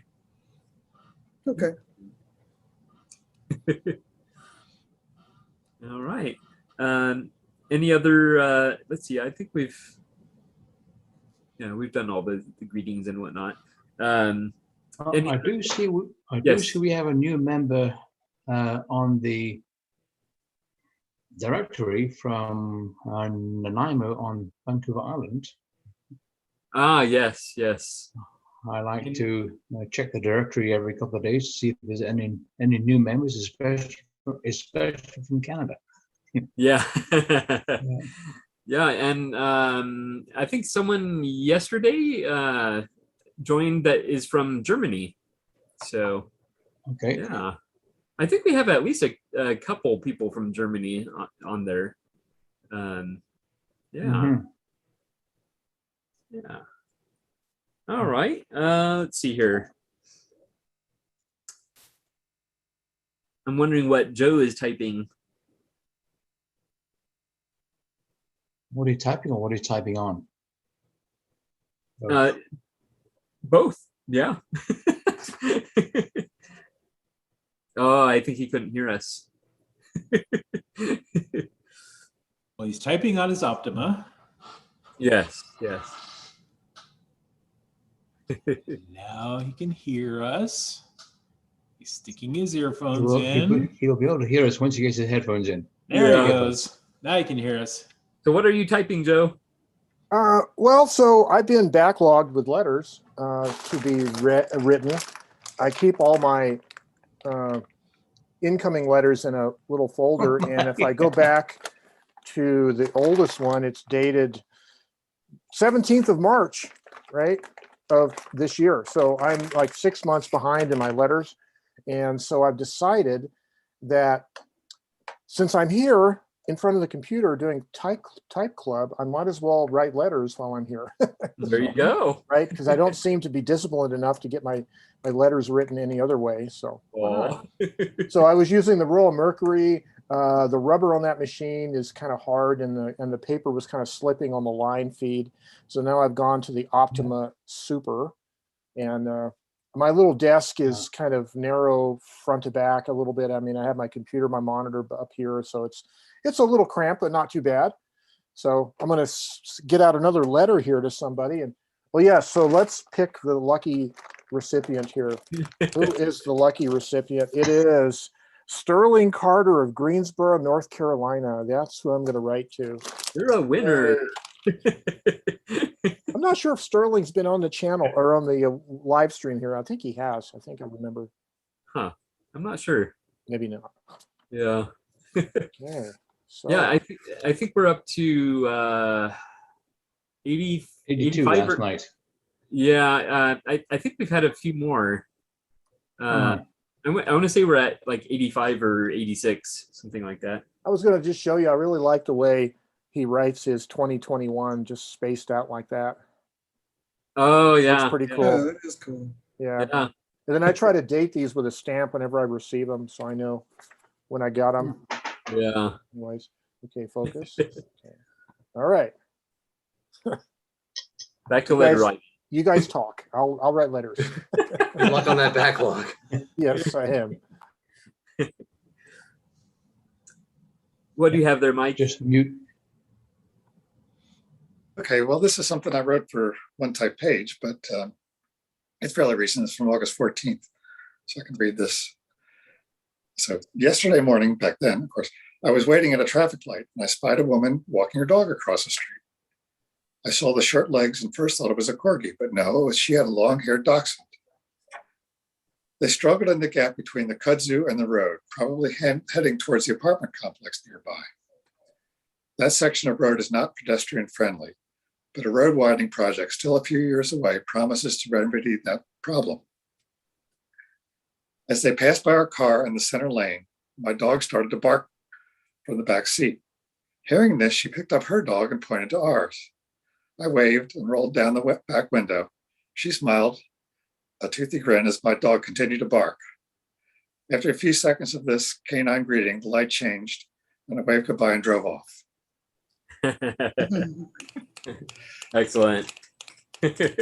I did see that one on there. I like that. Anything to do with dogs, I'm all about that. And I'll show you, this is something my wife got for me with some typewriter stamp. Let me zoom in. There we go. Oh, cool. Typewriter stamps. Yeah, yeah. This That's one's really a Densmore, which I don't have, and I also have a Royal 10, so which I do have. I got one of those in the mail this week, a Royal 10 stamp. Yeah. Been waiting for the longest. Excellent. Yeah. All right. Anyone have any typing prompts, questions, comments? No. See, Kelsey just unmuted. Oh, okay. Excellent. Yeah. All right. So this is kind of a continuation of my typing prompt last week, where I was thinking maybe it was a story, and my Hermes 3000 company wants to write this story, so I'm just going to read a little bit. That's fine. Okay. It's 10:15.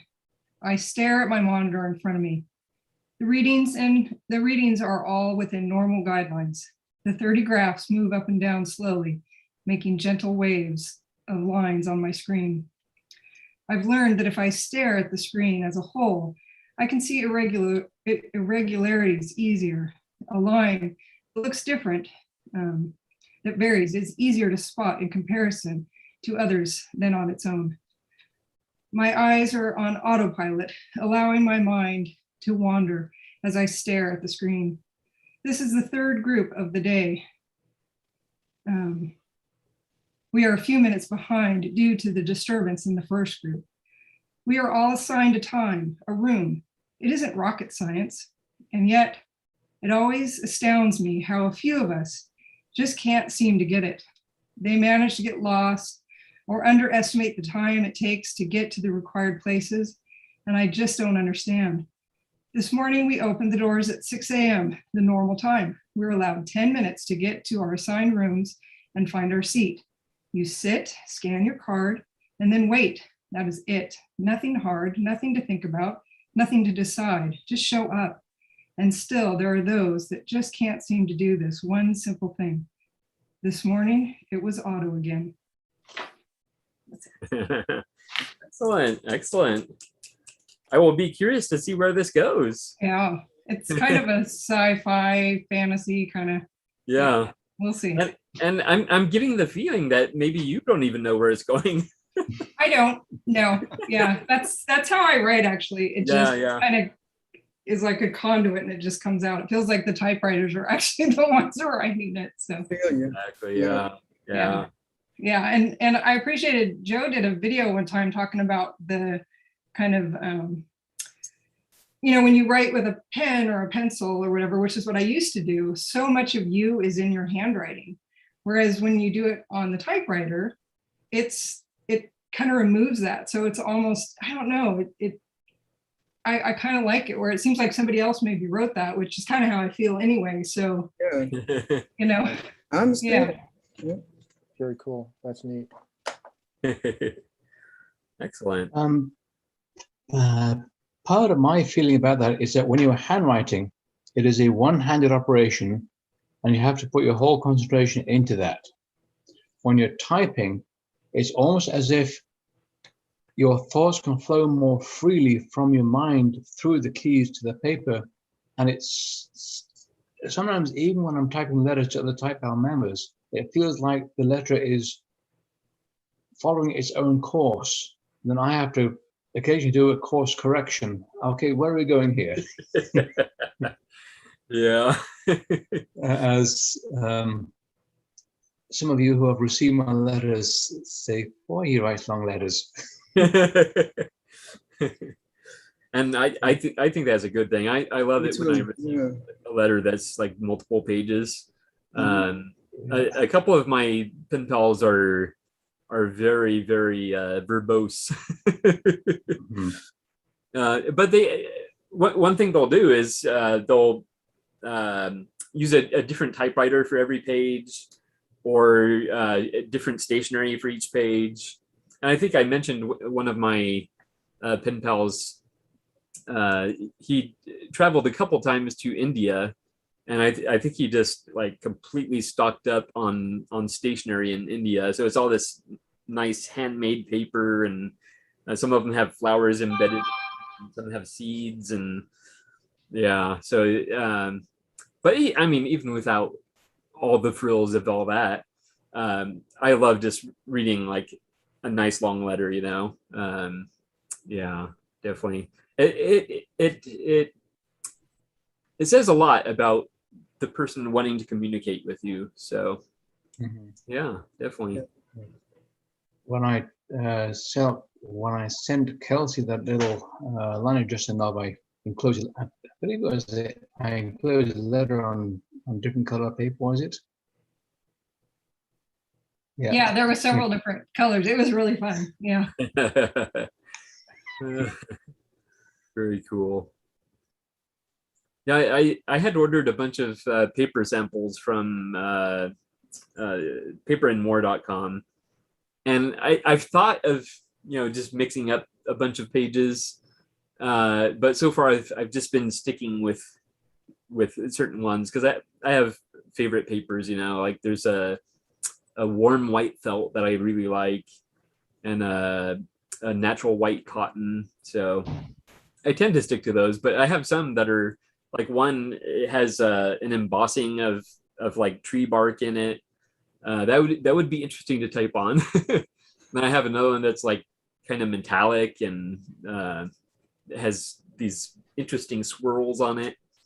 Because a lot of these I think are kind of intended like for wedding invitations and that sort of thing. So yeah, but eventually they will get their use in letters. Yeah. Looks like Joe is thinking hard. Yeah, I'm thinking hard here. I saw you tapping on your typewriter there. I'm trying to decide how to continue with this anyways. Oh. It's probably it was a dark, stormy night. Oh, that's a good one. Let me try that. There you go. We ought to do one of these days this week, and a group resource, a letter, like everybody could dictate a little bit of a letter and somebody could type it. Yeah. Someone can dictate it on a microcassette. Yeah. Yes, on microcassette. That's right. Ted, until you do get another microcassette player, I can also record on the compact cassettes. I have a little. I can listen to those. Yeah, I think I sent you one of those, right? No, I have. Well, you sent me a cassette. That's the bronze side and silver side one. Yes. It's over here. This one. Nice. As far as microcassette, as far as my microcassette goes, I should finish your story. When we finished a year's worth of service reports, we'd translate them all to text document and then save them on 3.5-inch floppy disks. There you go. And I still have those disks with years worth of service reports on them. Can you read them though? Do you still have the computer that you can read them with? My old computer, yes. Yeah. So it wasn't like a Timex Sinclair or anything? Nope. My old IBM PCXT bit the dust, so I can no longer read the 5.25-inch floppies. Well, you could pull that 3.5-inch floppy disk. You could pull that floppy disk drive out and put it in a different machine if it had the controller for it. Yeah, this is the one I used to record that tape that Ted was showing. It is General Electric. Yeah, so I did some. I think it was what's called scanning on one side, basically just scrolling through the airwaves. And a couple of times I stopped for a lengthy period. I think at one point they were playing Radiohead, and I love Radiohead, so I stopped on that for a while. And yeah, I actually belong to what's called the cassette community. I run a Facebook group for it. Yeah, and so I have like at least 1,000 audio tapes. Yeah. And I think I showed before the one that you hand crank. Yeah. Oh my goodness. I'm trying to figure out how to fix it because it makes that awful knocking sound as you're doing it. I mean, it's probably not even worth it because I mean, who wants to get a workout while they're trying to listen to a tape, So do you do just music tape exchanges with these people, or do you do like audio letters and stuff? No, well, the cassette community is basically just people collecting music cassettes. Okay. Yeah. Like mixed tapes or commercially made tapes also? Yeah, both. Yeah.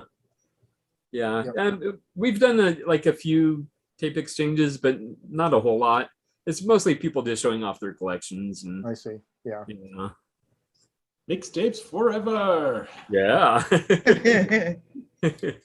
I love those. Yeah.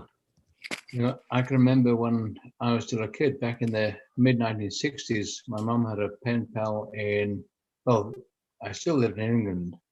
Mom had a pen pal in Schenectady, New York State. And we used to exchange those little 4-inch reel-to-reel tapes with the 5-inch a couple of times a year. So I can still remember that. Oh, I'm showing my age, aren't I? Just a little bit. Excellent. All right. Any other comments, questions? I do want to mention actually that the next 2 weeks we're going to be having special episodes of Typewriter Club Live. I'll be posting those details later today, and yeah, it's gonna be a lot of fun actually. So stay tuned for those. And if I haven't already, I'm also gonna schedule the next postcard exchange. By the way, the postcard exchange is really it's really been wonderful because the first one I think we had 12 people. The second one I think we had 11, and the third one we had 23 actually, 23 people. I was like, oh my goodness. So I'm gonna have to like smooth out the way I do it because it's a little labor intensive right now. But I'm not complaining because I love it that people are really enjoying it and making use of it. So yeah. Hopefully Kelsey got my postcard. What's that? I said hopefully Kelsey got my postcard. No, not yet. Didn't yet? Oh, it's coming then. Okay. It's coming in the mail. Yeah. I was gonna say I had to go postcard hunting for views of Lisbon and Sintra where I live. Oh So yeah. I could show to. Yeah.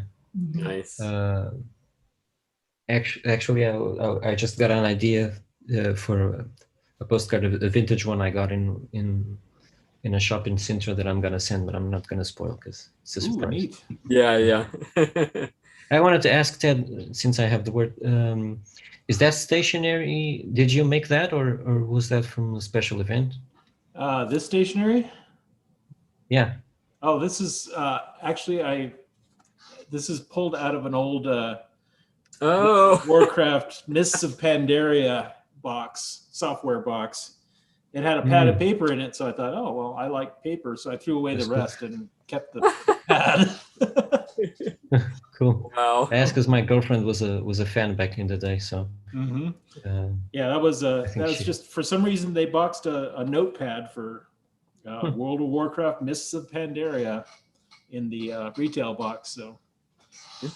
All right. Like, well, I'll use that paper. I'll use any paper. I know, huh? Yeah, that reminds me of Joe typing on receipts. Yeah.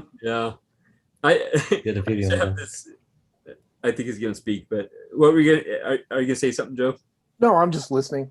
Oh, okay. I was gonna say I had an ongoing joke with my wife. We would go to CVS, and CVS is known for these extremely long receipts with like 10 coupons on each one. And every time we would joke, oh, I should send this to Joe. Yeah.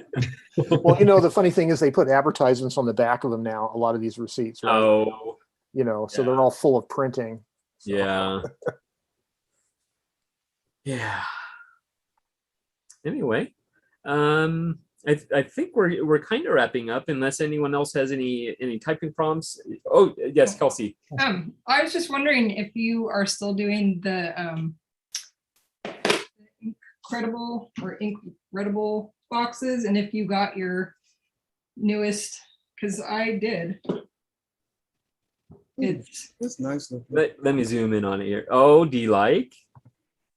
Yeah. Okay. Because I've been noticing that when you post them, we get different pens. It's the same ink, but the pens have been different.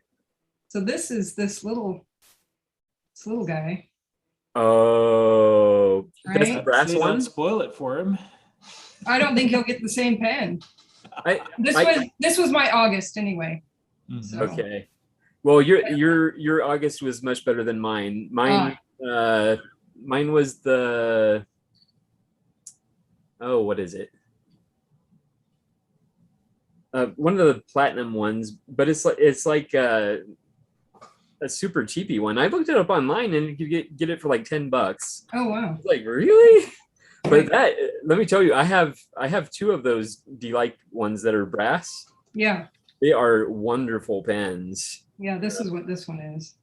Yeah. I love it. I was wanting a small one, but once you post it, which on this one I don't usually because I don't want to like scrape the bottom and make lines, but this actually has. You can read it on the back. Yeah. It's meant to, and now all of a sudden, it's just a full-size pen. Yeah. And then I also got this. It was a sale item on their site, and it was I have that one. $5, but really nice. In fact, I'll just do a little, and I love It just It pulls off, has a you very know? nice click. Yeah. Yeah. Okay. Sounds magnetic. Yeah, I know, huh? Yeah, Kind right. of a snappy thing. Yeah. So that's what it is. Hero Olympia. All right. Is it a medium nib on there? It says fine, but let's see. Huh. It says it's fine, but I don't know. I mean, it's not super thick. Yeah. And this paper, this is just, I had to get this because Snoopy. But, yeah, so it might not be the best paper to write on, but it's smooth, and I mean, it was like $4.95 or something on sale right now. Crazy. Yeah. Yeah. I thought it was pretty. Silver and gold. Yeah. Yeah. I was actually so disappointed with the one that I received that I temporarily canceled. But I don't feel bad because I'm still buying pens from them. So Right, yeah. but now I'm picking ones that I want. So Yeah. I know I've kind of been thinking about that because, you know, it's only $25 a month, but after 3 months you could get a $75 pen that was, yeah, you know, which, I mean, it's fun to get the samples, the little samples of ink, Yes. just to try the different things. But yeah, I don't know. I might, because my daughter likes them too. So we're kind of sharing back and forth a little bit. Yeah. But yeah, I don't know. We'll see. We'll see how long I last. I think it's one of those things where you have fun with it for a while. You know, there's the mystery to it, the surprise. Yeah. But then you know, it's like, okay, well, now I want pens that I actually want. Exactly. Yeah. And I'm kind of getting there too, because I didn't really have that many. I mean, I just had some old ones that were my dad's. Yeah. Yeah. And these, I mean, so far I've really liked the ones that I've received. So, but I kind of am like, you know, thinking if I just saved up 3 months of that, I could buy a nice, you know, $75, which I don't know if I want to spend that much. I haven't done that before, so we'll see. Yeah, you will. Nothing for a typewriter, but I know. Yeah, yeah. But I'm glad you're enjoying it. And that D-like, yeah, that's a good pen. I have the black one, and I have the aged brass one, the brass with a patina. And oh, look at Koa. Yeah, so and D-like is one of those brands that I mean, I'm sure almost no one has heard of, and yet they're quite good pens, so I do recommend them. Although I did get the D-like Spectra, which is actually a plastic pen, and that one I hated. It did not work as well as the others, so I don't know if it was just that one or what, but yeah. All right. Anything else? I think we're good. Does Koa have anything to say? No, he doesn't. He put his head down. Not really. He's just chilling. Yeah. Oh. All righty. So again, I'm gonna post our special events, one next week and then one the week after that, and we're gonna have a lot of fun with that. And other than that, I will see you guys next time. Sounds like a All plan. right. All right. Bye, all. Bye. Thank you, you. everybody. Thank you. Thanks a lot. Thank you for It was a coming. lot of fun. Bye, everybody. Yep.